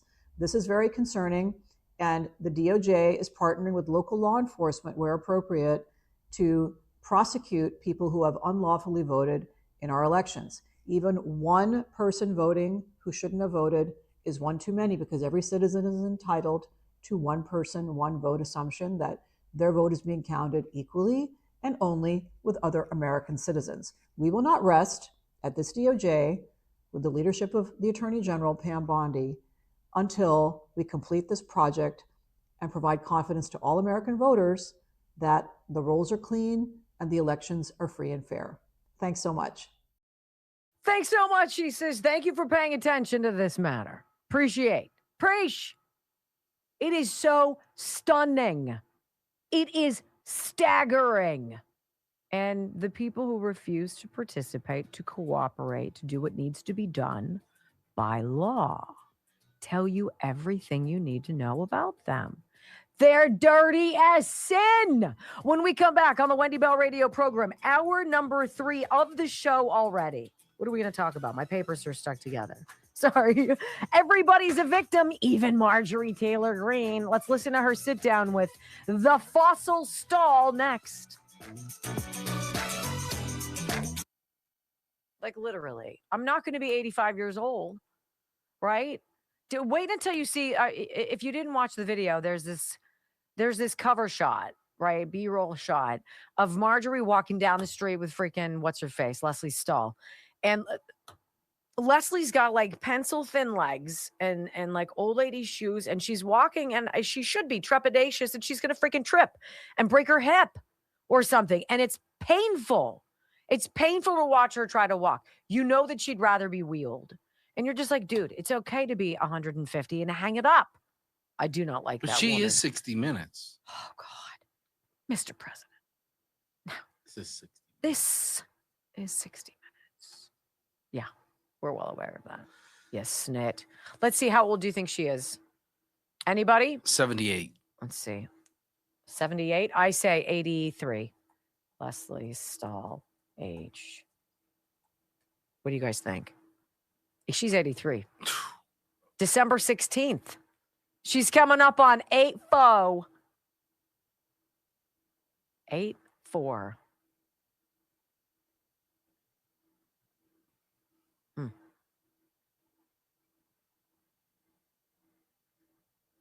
Too bad. Too bad. Ah, we're back. Whew. Thank goodness. I was getting a little nervous. 337. Let's go. Can we get to 35 right now? Can we get 130 people? That would be super duper. Thank you. 7,300. Hi, how are you? It's great to be with you. Gotta get out of all the stupid ads. Okay. Let's see what's going on. Almost 11,000 on X. That's pretty amazing. That's great, you guys. Thank you so much. Who do we want to talk about, Brock? Sniper, disinfectwithsniper.com. I'm telling you, disinfectwithsniper.com. There's nothing on that site that I wouldn't buy right now. Right now. And the thing that's great about what he has is once you use it up, you want more. It's not like, well, it was sort of like that was a hasty decision. I probably shouldn't have gotten that. You're like, ooh, I have to have more of that. Which is why it's not unreasonable to get a gallon jug of Sniper when you don't have to pay for shipping. Is that crazy? You can literally ship 8 pounds of liquid for free at disinfectwithsniper.com. That's crazy. And why did he do that? Because he wanted to undercut Amazon. He wanted to give you a better deal than Amazon. So you bought Sniper on disinfectwithsniper.com and not on Amazon. So we could get credit for it. Ostensibly. And here's the kicker. One of you out there bought Sniper on Amazon and then emailed him a question. Yeah. About if you're going to ask usage, for customer service, he gave you customer service. Yeah. Right? Even though you didn't order from him. Pretty so wild. We know that you know it's disinfectwithsniper.com. Mm-hmm. We keep an eye on these things. So anyway, disinfectwithsniper.com. If you're unfamiliar with what Sniper is, it is a, and I hate to be a broken record, but it really is hospital grade, antimicrobial, antibacterial, antifungal. It's like the ultimate killer of all things that make you sick.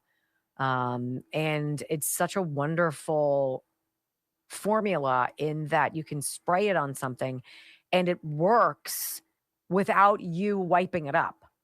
Like it activates and continues working on your surfaces. It's just, I've seen them come in with a scan and scan the bacteria on my kitchen counter, which I thought was very clean. And it was through the roof. I almost choked. And then they sprayed it with Sniper and didn't even wipe it off. And 5 minutes later, retested, and microbial issues and bacteria were negligible. I was like, okay, I'm here. Yes. Yes. All right, let's see. What have I forgotten? Healthy Cell. That's it. HealthyCell.com. You know, I do not take Healthy Cell on the weekend. I do not take my Focus and Recall on the weekend. And I will tell you, I feel a difference. I feel a difference. I feel like when I take Focus and Recall from healthycell.com/Wendy, that I have a plan, that there's a strategy for my day, that I'm going to do this, I'm going to accomplish that. And it seems very organized and thought out. I find that though, when I don't use Healthy Cell, I am more forgetful. I have a more difficult time getting focused in what I'm trying to accomplish. And I find more time that I'm wasting. So I'm going to keep a box of Focus and Recall at home. I'm going to keep a box here. Just talk to our gal, Tara. She's going to pimp us out, which is great. And then there's going to be a new offering. This whole idea of getting supplements, getting vitamins and minerals and the supplementation we need in our bodies through a microgel rather than a tablet or something you would swallow. It's so much more absorbed. And I want, if I'm going to take a supplement, I should benefit from it, right? This is a revolutionary state-of-the-art delivery system. HealthyCell.com/Wendy. I love this company. You get a discount. I think it's 20% off your first order. I think it's totally worth it. And the new formula might be, it's something, it speaks to me. Yeah, I'm kind of interested in the new formula. Yeah. See, I think she's going to send me some information on it. I'm not even so sure it's out yet. So we would be like super top secret. Double secret probation. Double secret probation. 100%. Let's see how you guys did. 344, 60 people to get to 3.5. That's phenomenal. That's dedication. And I appreciate you guys. Thank you. I have a headache and a jaw ache. You mean kick you in the shins? No. You want to come rub my face? No. It's not very friendly. Get all that gook on my hands. All that gook? Well, no, makeup. Gook. 5, 4, 3, 2, 1. Wendy Bell, America's anchor mom, fighting for America 1 hour at a time. Welcome to the family. She once hosted a 3-hour show in just 15 minutes. She once intimidated the Electoral College to audit itself. Her monologues are so sharp, they're considered a concealed carry weapon. Fact-checker sites routinely issue her a retraction a week in advance. Even her commercial breaks trend on social media. Her freedom of speech has diplomatic immunity. She doesn't just drain the swamp has to ask for cab fare. Wendy Bell is the most interesting conservative woman on radio. Keep rumbling, my friends. 3 hours of bold truth and excellence. You've just signed up for the WBR Army. Strap in. This is the Wendy Bell radio program.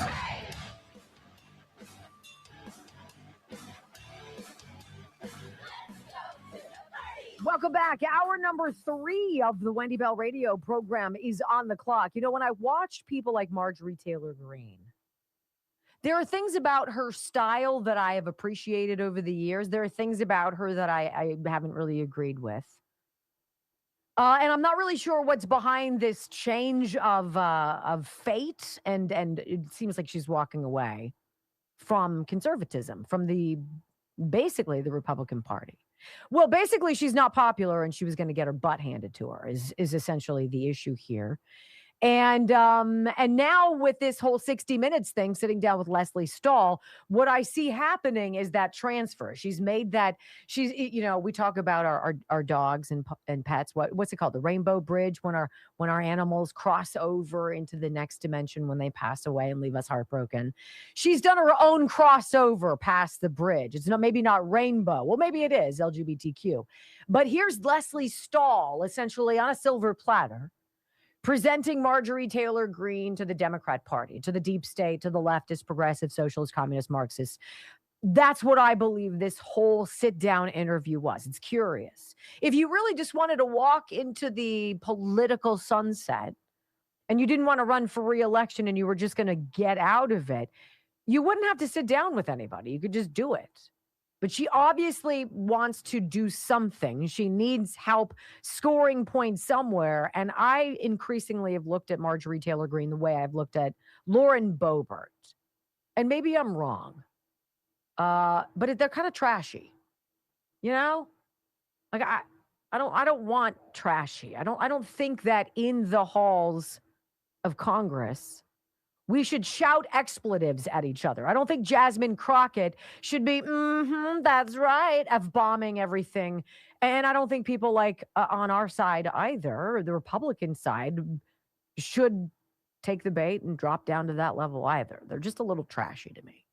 That said, I appreciated her ire at the incarceration of the January 6ers and thought for a long while that she was truly what we believe to be Make America Great Again. And we elected the guy who we believe is the one who can execute our agenda. What you're going to hear from Marjorie Taylor Greene is her refusal to let President Trump be in charge of running the country. In this interview with Leslie Stahl, Marjorie Taylor Greene is going to disagree entirely with virtually everything the president is doing, as though she knows better. And see, at this point, I'm going to put my eggs in the basket of President Trump. Despite all of the criminal allegations, all of the indictments, all of the impeachments, all of the fake news, all of it, he's been found guilty of nothing except putting America first. And I'm for that. So that said, listen in to Marjorie Taylor Greene and you make your decision. She says, after she and her son have now received death threats after President Trump called her Marjorie Traitor Greene, right? She says she disagreed with Trump's international travel to shore up domestic investment and says he should have been more focused on here, America. Well, she's not in charge and she has no idea geopolitically what this man knows and is doing. And she proves.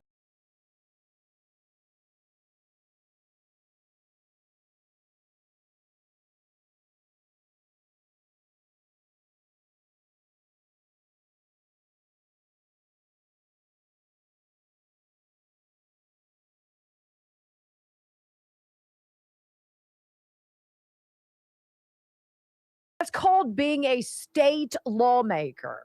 He is president of all of the states, not just Georgia, not just you.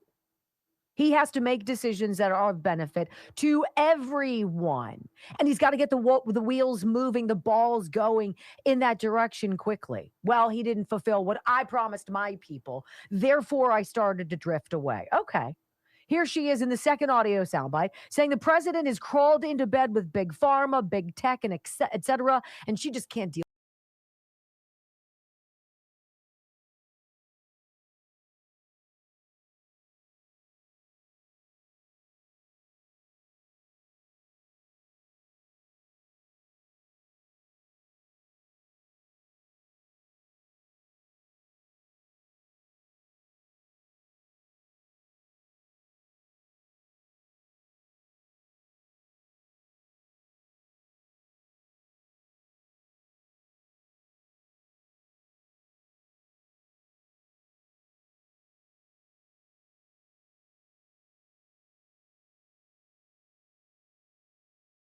All right, so Marjorie Taylor Greene has a different view of what Donald Trump's priorities should be. And as she says, this crypto deal where these companies are investing hundreds of billions, if not trillions of dollars into all of the AI infrastructure in America.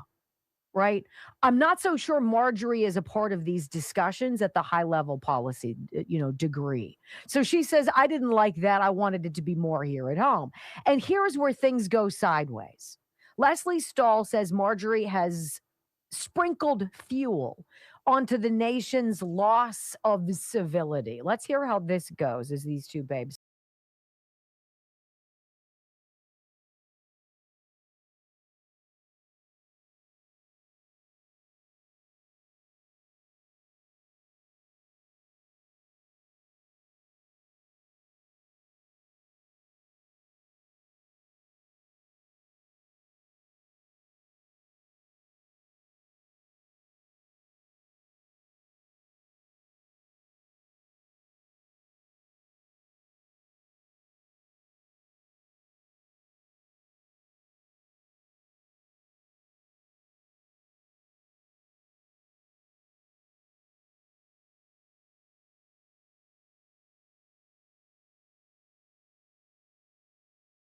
Right now. Weak and obnoxious. Nobody needs a girl fight. Shut up already. You know what? Some things need to be called out, Leslie. And most of it is about the left and about the theft and the fraud and the abuse. Period. This is 60 Minutes. We can't talk about. They spied on my campaign, Leslie. No, they did. They spied on my campaign, Leslie. It's all written. It's all in the doc. All you have to do is go get the. This is 60 Minutes. We can't talk about that. You're a deep state hack. In audio soundbite number 4 on America's affordability problem right now, Marjorie Taylor Greene supports extending. She did. She supported extending health care subsidies.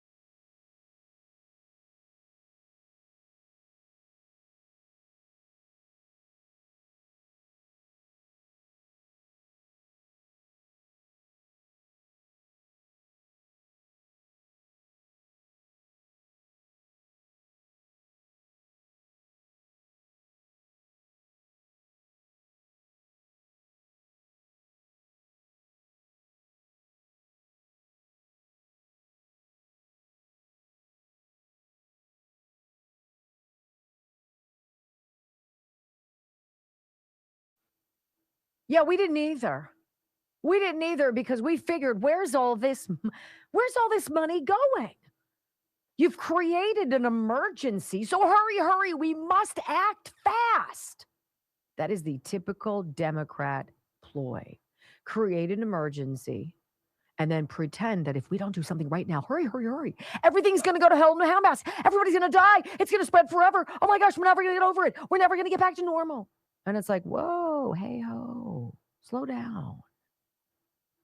The president didn't say affordability is a hoax per se.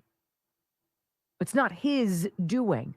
Everything he's trying to do is to bring the costs down, to bring money into this country, period. And she knows that. And finally, on her no longer being MAGA, this is the official handoff from the Republican Party to the Democrats. Go.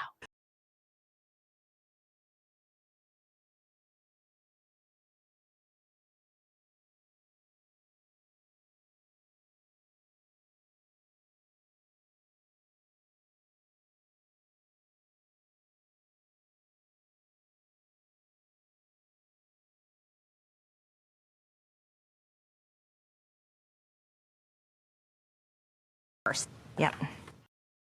So America first. Okay. That's fair. You know, she's voted for a lot of things that were important. She's made some policy decisions that were wise. But I wonder if Leslie Stahl thought critically for a moment and asked Marjorie Taylor Greene if she would like to take back her support of extending the, health care subsidies and such during COVID to people that this administration, the Biden administration, was bringing into our country in droves. You wish you could take that back, Marjorie? Because we wish you could. Because we saw what it was.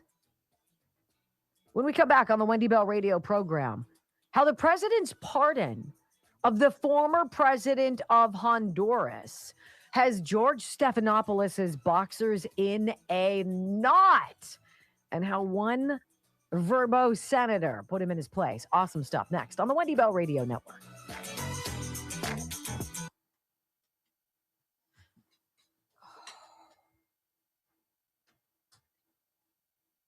Anybody else feel like they have to stretch?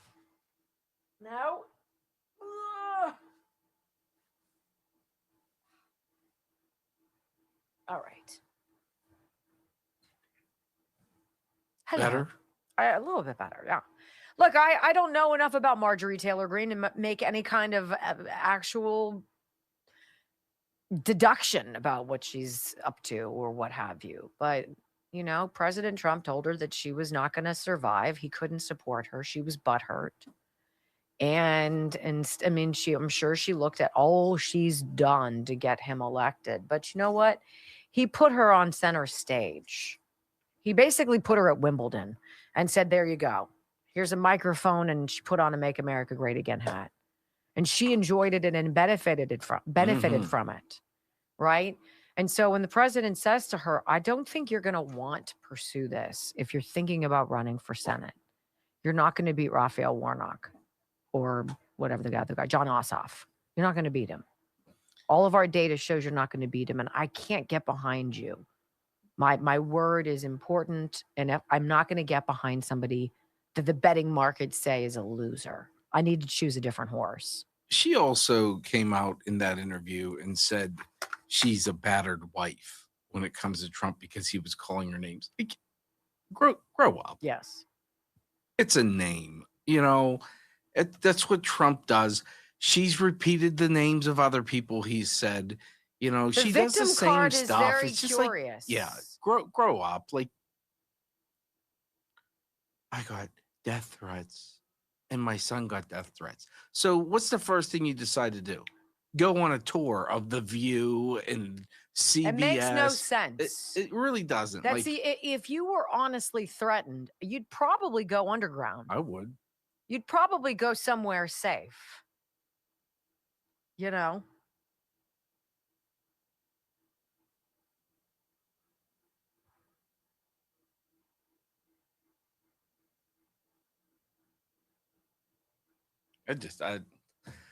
Hearing any of these people clutch their pearls just agitates me.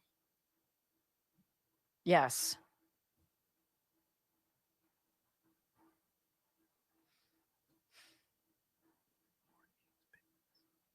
What'd you say? What? Huh? What'd you say? Nothing. I didn't say more Gaines Fitness. Oh, Kelly Morgan, Morgain's Fitness. Thank you. I was spaced out. Oh my goodness. Yes, morgainsfitness.com, MORGAINZ fitness.com. So look, if you live in Western Pennsylvania and you're somewhere near one of her 4 gyms in Somerset or Cambria counties, look, this is the perfect time to join a gym. The weather outside is stinky.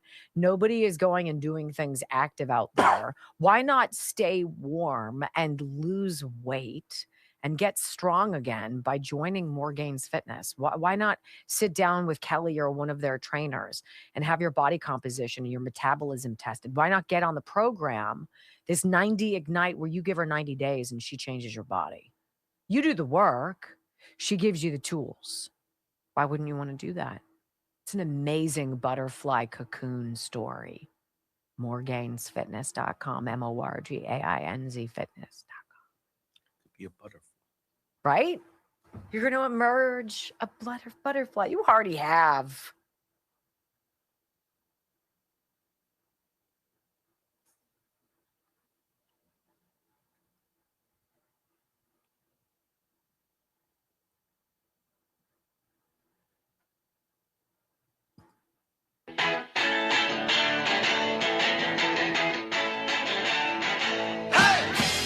You know, Brock brought up a great point in the commercial break. Brock, hop on here. See, it's so interesting that you get people, whenever Donald Trump says something, whenever he's decisive about somebody, or he makes a nickname about somebody, or he drops blistering truth about somebody, and it hurts their feelings. It always devolves to death threats, right? Marjorie Taylor Greene said she and her son were getting death threats because Donald Trump called her Marjorie Traitor Green. And so what did she do? She was so frightened, Brock. It's interesting. Yeah, she went on The View. She went on 60 Minutes. And it's just it's a shame that she takes all the limelight while claiming it's the limelight that got her death threats. Victimhood. It's very distasteful. And it doesn't matter where it comes from. Because he's right. I mean, if you're honestly threatened, if you're worried to the degree that you need to get out of politics, then why would you hit the circuit? Unless you were being presented to the Democrat Party for acceptance. Leslie Stahl replacing maybe Barbara Walters as the oldest bag of the left-wing media left, right? And waiting to leave till you're fully vested. Yeah, of course. Instead of saying, like the my day family, after her 5th year, which gives her full pension. Yeah, where my family's in trouble, but I'm going to stick around and do a media tour for a couple more weeks. And by the way, get my book. I don't know if she wrote one, but I'm sure who knows? She could call Hunter Biden. He can help her out. It was just so beautiful. Juan Orlando Hernandez. Who is that? Why do you care about that name? Well, you might not. But President Trump did enough to basically give him a full and complete pardon. Juan Orlando Hernandez. We're talking about the former president of Honduras, because President Trump has now pardoned him from a 45-year sentence for drug conspiracy. Now, this is interesting. What do you know of President Trump? Does he do things rando just 'cause? Does he just rando go rogue and do things just 'cause? Or do you think he has the goods and the knowledge to make these decisions?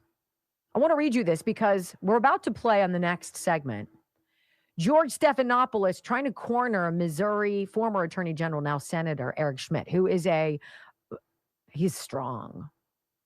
Trying to ask him, why would the President of the United States pardon somebody of a 45-year sentence for allegedly bringing in, thousands of pounds of cocaine into the United States?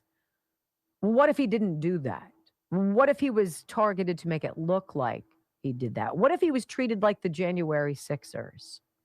Authorities in the United States this is Al Jazeera, by the way, so consider the source, but this is what's being said. Authorities in the United States have released former Honduran President Juan Orlando Hernandez, who was serving a lengthy prison sentence for drug trafficking after U.S. President Donald Trump pardoned him. His lawyer, Renato Stabile, confirmed that the former president was freed Tuesday, yada, yada. President Trump has issued a full and unconditional pardon signed December 1st. President Hernandez was released from prison early this morning, Stabile told Al Jazeera in an email. A federal prison database confirmed he was let go, yada, yada. Hernandez was sentenced to 45 years last year for involvement in a scheme to export cocaine in the United States, which prosecutors described as one of the largest and most violent drug trafficking conspiracies in the world. I don't understand conspiracies, but Trump announced plans to pardon the former Honduran president last week as he called for the people of Central American country of Honduras to back a right-wing candidate, Nasri Tito Esfura, who's a member of Hernandez's party. He said, I'll be granting a full and complete pardon to former President Juan Orlando Hernandez, who has been, according to many people that I greatly respect, treated very harshly and unfairly. What? Really? This cannot be allowed to happen, especially now, after Tito Esfura wins the election when Honduras will be on its way to great political and financial success. So there's this election, I don't think they have the results yet. It's like this weird down to the wire. The conservative guy who is of Hernandez's party is ahead by like 0.5%, right? Hernandez was convicted of accepting millions of dollars in bribes from violent drug trafficking organizations over 18 years, which he used to fuel his rise in politics. During his political career, Hernandez abused his powerful positions and authority in Honduras to facilitate the import of over 400 tons of cocaine into the U.S., Joe Biden's U.S. Justice Department said after he was sentenced last year. His co-conspirators were armed with machine guns and destructive devices, AK-47s, AR-15s, grenade launchers, which they used to protect their massive cocaine loads. as they transited across Honduras on their way to the United States, blah, blah, blah. Hernandez, during his trial, denied taking bribes, argued that he had cracked down on the narcotics trade, and was citing his administration's cooperation with the U.S. military. So let me get this straight. This guy is, according to Trump, not the drug runner cartel boss, former leader of Honduras, that U.S. prosecutors made him out to be. Huh. That sounds kind of weird, doesn't it? Well, George Stephanopoulos makes it a point of contention with Senator Eric Schmidt. And this is the sound of it blowing up in his face, George's. We'll talk about it, why it matters to us, right? And what it means next on the Wendy Bell Radio Network. Don't go anywhere. Obviously, Trump has intel. Obviously, Trump has data that this guy, because he was cooperating, or he is cooperating with him now, he's going to be a linchpin in the unraveling of this narco bullcrap around the world. Yes or no? That's what I think. Either way, whatever the reason is, Trump found it necessary. IrelandContracting.com, IrelandContracting.com, 1-800-NEW-ROOF. Does not seem like the super opportune time to consider putting on a new roof or new windows, but planning ahead is huge. You don't want to have one of those things where you're like, surprise!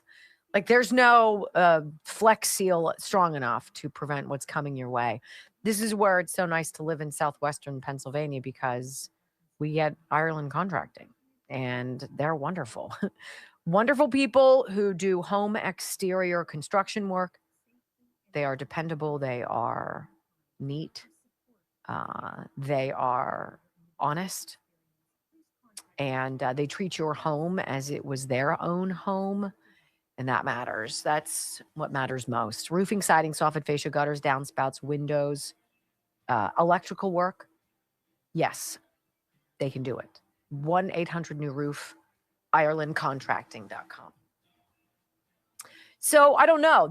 I found it interesting. Like, I was not aware that the president I'd never heard this guy's name before. I didn't follow Honduras very closely. But he clearly was involved in something. And so now President Trump is, I believe, going to use him in the same kind of, maybe not bribery and blackmail, but the same sort of like Godfather way. Remember in The Godfather when Corleone gets, what does he do? He does something. He needs the guy at the funeral home. He says, I might need you sometime. And of course, then Sonny, his son, gets killed, right? And so he's got to make the body presentable, please, for his mother. I'm calling in this favor because I've done something for you that's illegal. And now you kind of owe me. And so through that, I'm calling to cash in. So maybe he's calling to cash in somewhere down the way. We'll see.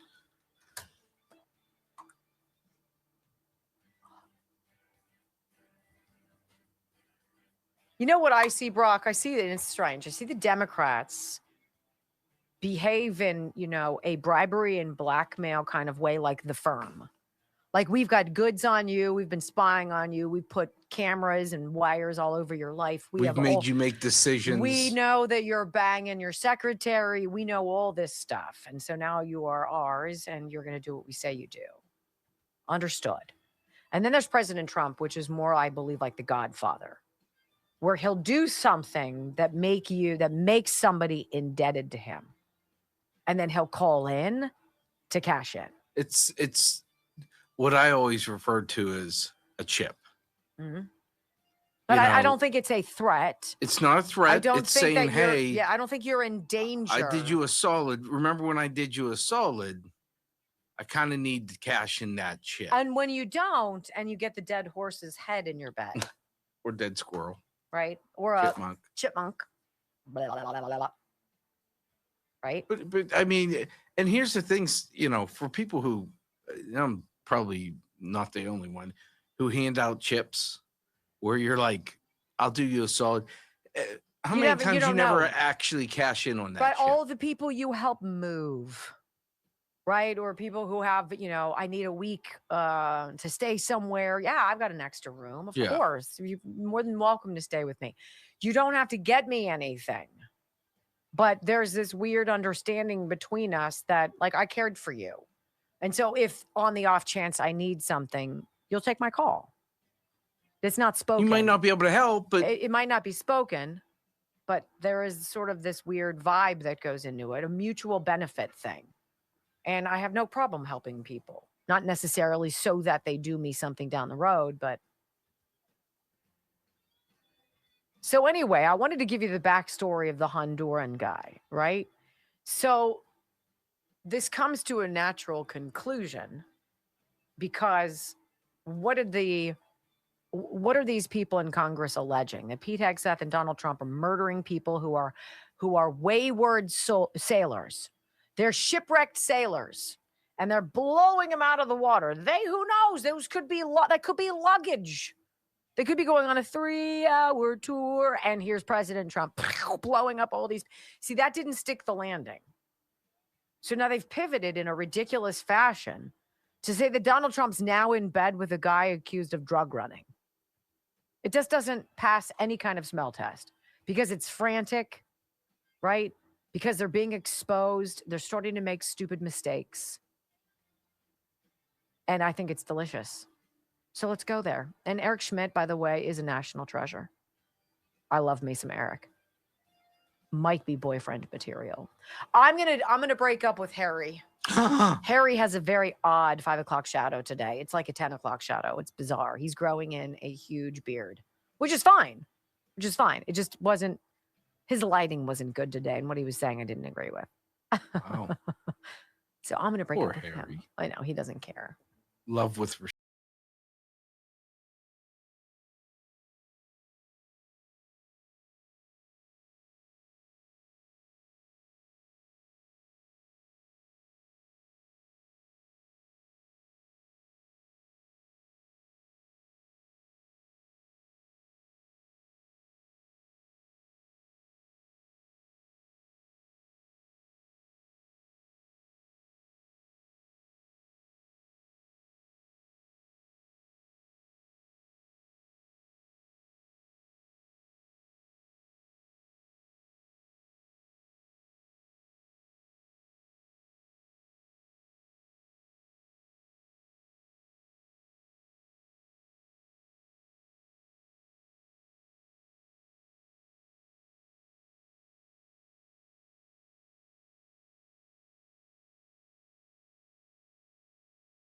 In the last segment on the Wendy Bell radio program, welcome back. I was reading you this story about how President Trump last week pardoned the former president of Honduras, pardoned him, gave him a jailbreak card, free jailbreak, 45 years behind bars. He was sentenced for his role in, I guess, getting tons of cocaine trafficked here to the United States. I have no idea what he did, what he didn't do, but I find it interesting that President Trump found it interesting.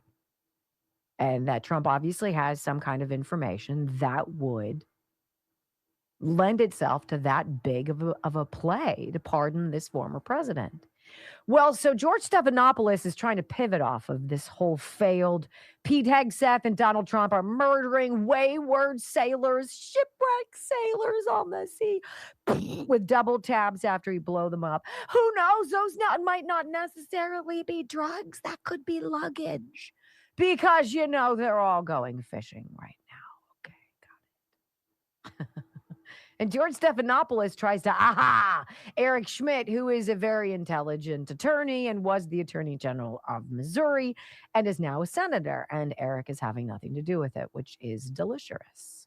So I want to read you a little bit about this. Eric Schmidt absolutely dismantling ABC's fake news anchor, George Stephanopoulos. This was live TV. This is on the Gateway Pundit, by the way. The exchange erupted over President Trump's newly announced full pardon of former Honduran President Juan Orlando Hernandez. Happened on November 28th, Trump announced he would grant a full and complete pardon to the former Honduran president who was convicted in U.S. court on drug trafficking and firearms charges.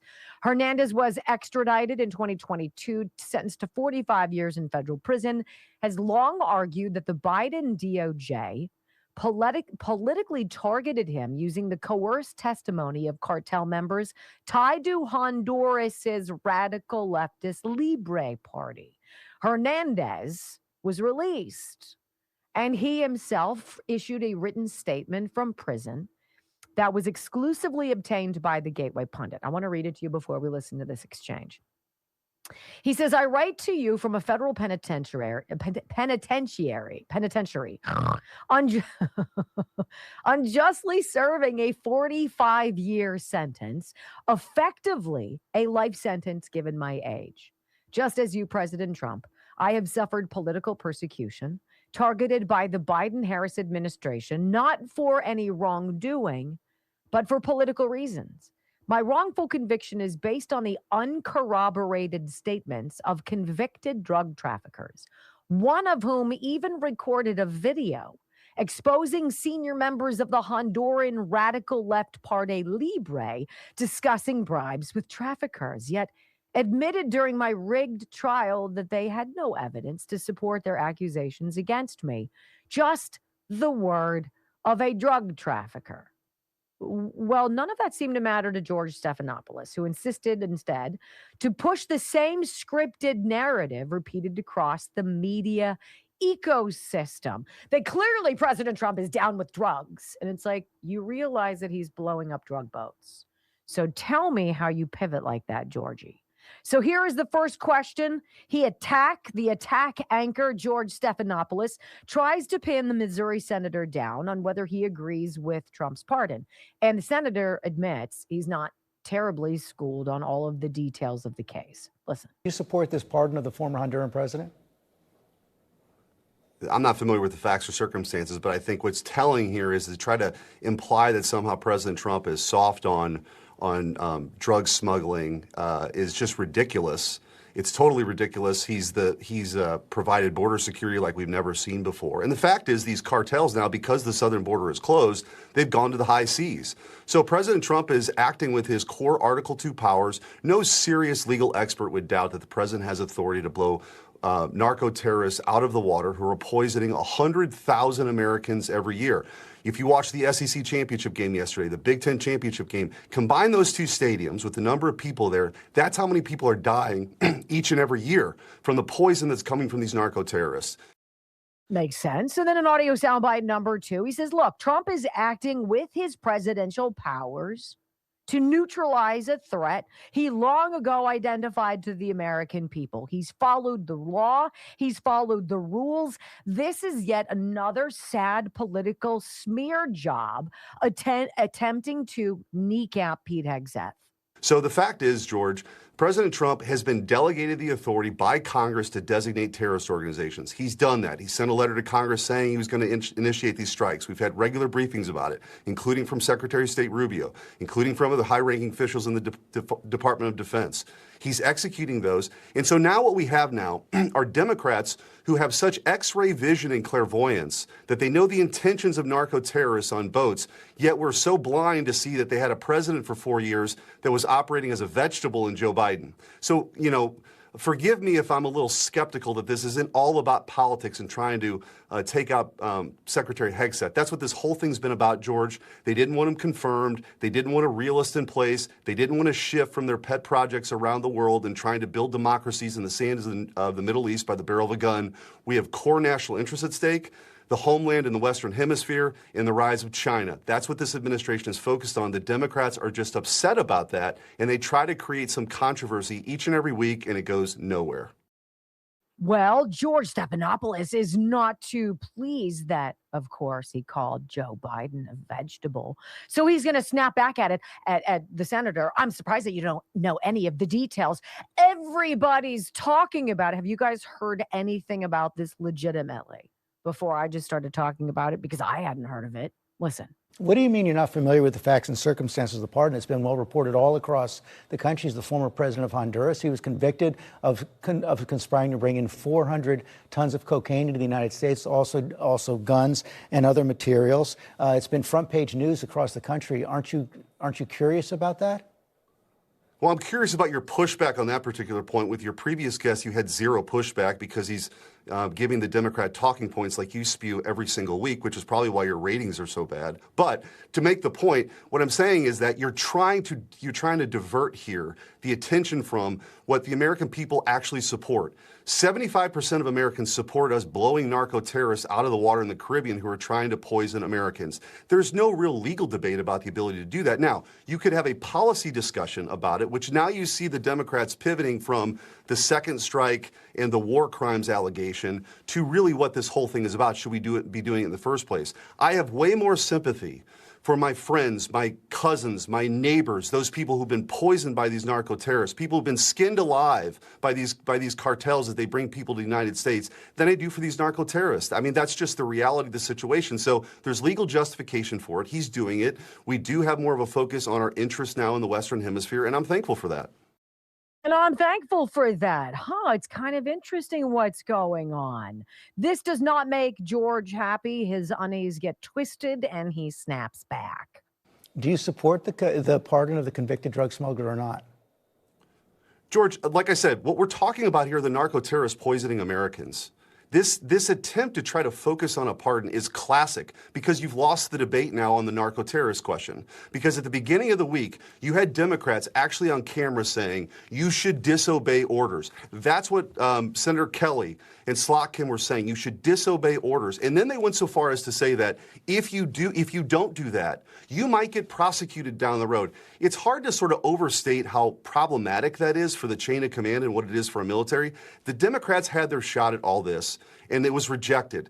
They wanted to have DEI struggle sessions in our military, transgender surgeries, recruitment was way down. The fact is, under President Trump and now Secretary Hegseth, recruitment is sky high, morale is sky high. They're upset about that. They're upset about that, and this is where George gets to walk in, and he gets to prove to everybody who's been sleeping under a rock that, yes, he is a member of the deep state.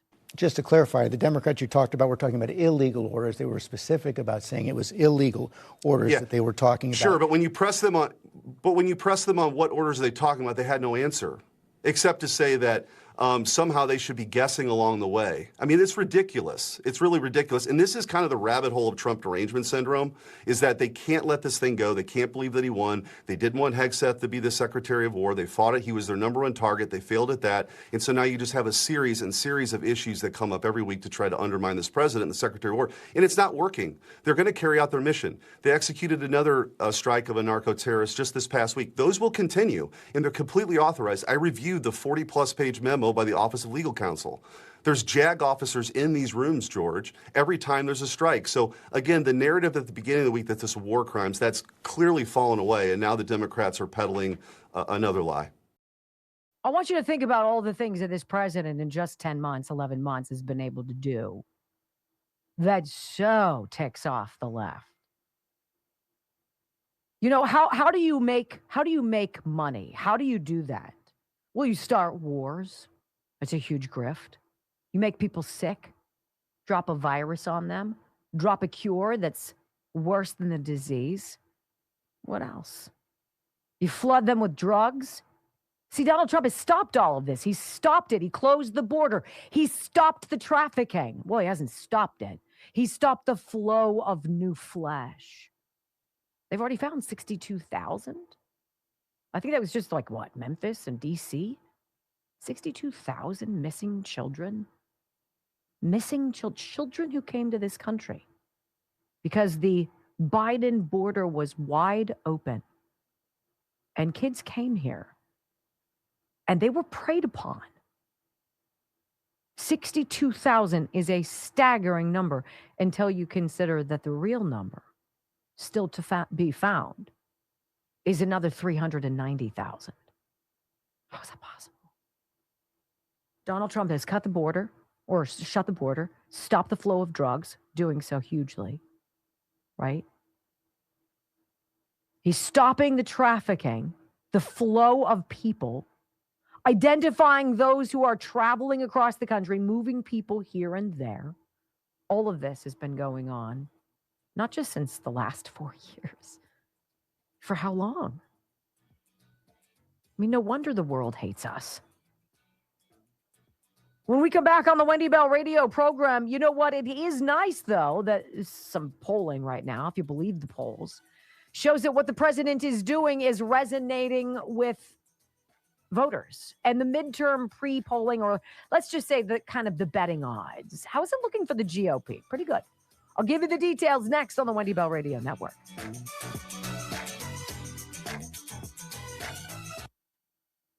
make sure. Did I get everybody? I think I did.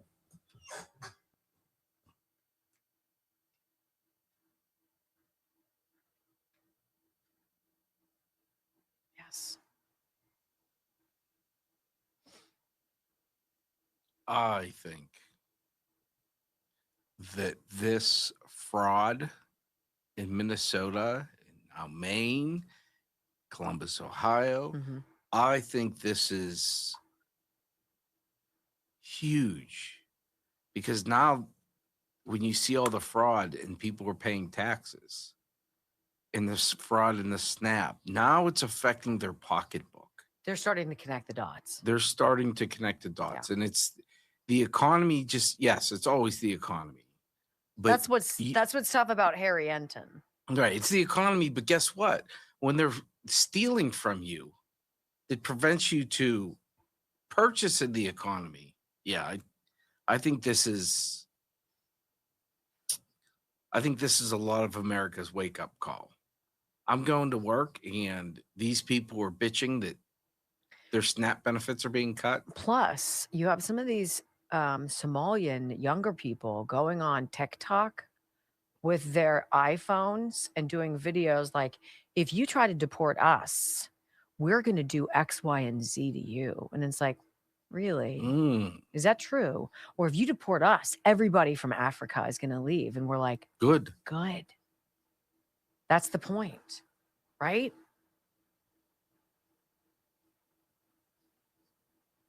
Yeah, I don't know how much I believe these polls. Not much. Like, it's so dippy to talk about 2028. They get everything wrong. They get tomorrow wrong. How are we going to like crystal ball, magic 8 ball into another, I just think this fraud is when you can make me go, oh my, and it's just it's snowballing. It started with USAID, and then it's Act Blue, and it's snowballing. There's no way they can't contain it now. It's the avalanche that's coming. That's why they never talk about it. We're not ripping off network ABC to find out about fraud. You're seeing the local stuff. We're taking the ABC affiliate that they have to cover because their people are seeing it. I think this fraud is going to be Tim Walz. You're putting a face to it. The Janet Mills, you're putting a face to it. These people have come prominent.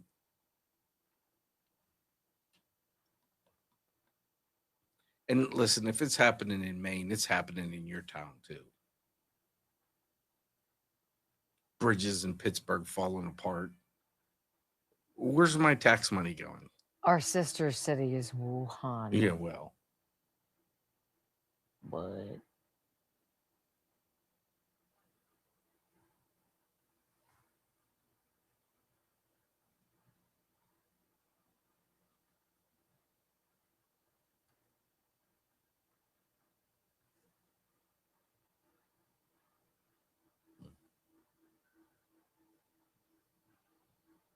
don't you hate everybody sometimes? It's easy to. I'm with you. I hate some people more than others, but yes. 7 minutes.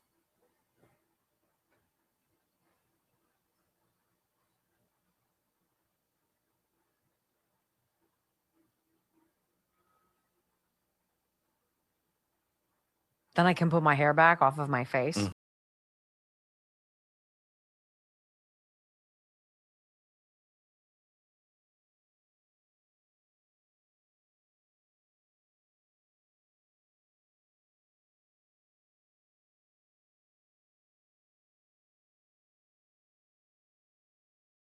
program. I just saw this, crossed about an hour ago on X. And I love listening to Victor Davis Hansen. I think he's dry as forever.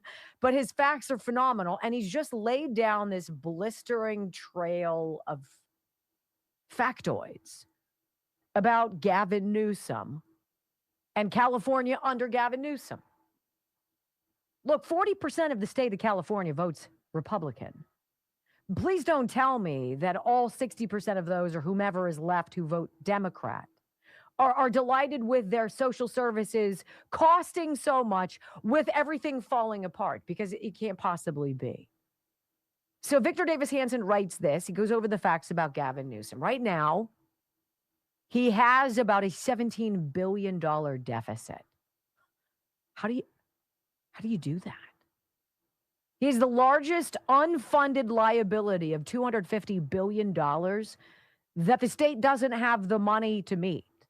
California has the largest number of homeless, the largest number of illegal aliens, the most expensive homes, the highest gas tax, the highest electricity tax, the highest sales tax. Not 1 foot of high-speed rail, which has cost billions in overruns and no-bid contracts a la Janet Mills in Maine, has been built. $15 billion down the rat hole spent. $15 billion on high-speed rail. You had a solar plant blow up, a battery plant in Monterey. Remember that? 2 of them, $1 billion solar plant in the desert, and it doesn't work anymore. That's just $2 billion. How about 17,000 driver's licenses given to illegal aliens? That's Gavin Newsom. 50% of all the births in California go on welfare. 40% of the population is on Medi-Cal. They all receive assistance. And illegal aliens, they all receive the benefits. I mean, does Gavin Newsom even understand that he has a $17 billion deficit looming? Victor Davis Hansen asks. Because maybe that was the reason why the highest income taxes, the highest sales taxes, the highest gas taxes, you would think that you would be flush with cash. Where did it go? And if you're from California, you've been paying for a while for your new 911 system upgrade, $450 million later. It doesn't work. But these are the people that the Democrat Party has to put out for you. They're screwed. And I look at this generic balloting. So this is from the Neapolitan News Service. And this poll, and you know how I feel about polls, even if it said that Republicans are going to win by 20 points in the midterms, I'd be like, really? As much as I'd love to believe that, I mean, come on. So this was the question, and they asked about 1,000 people. Let me see what the number was. 2,000 registered voters. This is conducted online by Scott Rasmussen, December 1st through the 4th, so last week. If the election were held today, which way would you vote? 45% of registered voters say they would vote for the Republican from their district. 41% say they would vote for the Democrat. Do you believe that? I don't think that's some like celebration. That's up from 2% would vote for Republican in October. So all of the stuff that this president has done, he's doubled the number of people, the percentage by which people say they would vote in their district Republican. What has he done? Right? He's gone after the drug runners. He's gone after the cartels. He's been bombing these people. He's been exposing, their administration has been exposing all of this Somalian crap. He's gone out there and said all of those temporary protected status things that prevent people from getting bounced because they're asylees.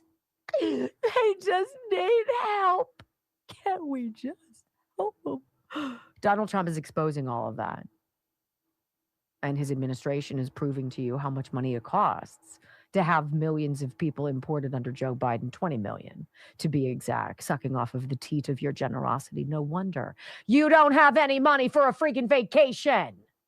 No wonder Gen Z is looking at their first paychecks and not just wondering who FICA is. But where does it all go? These are great questions, friends. Why on earth would 41% of people say they would vote for more of the same? Bend over and grab your ankles, because this is going to get uncomfortable. Why? Do you really believe that? Or is that why so many Democrat secretaries of state refuse to give their voter roll data to Harmeet Dillon in the federal government? It is their last way to stay in power. Cheat, cheat, cheat. All right, we'll see you again. 21 hours. Come on back. We love to do it. Love to do it with you. Thanks for being a part of the Wendy Bell Radio Network. Peace.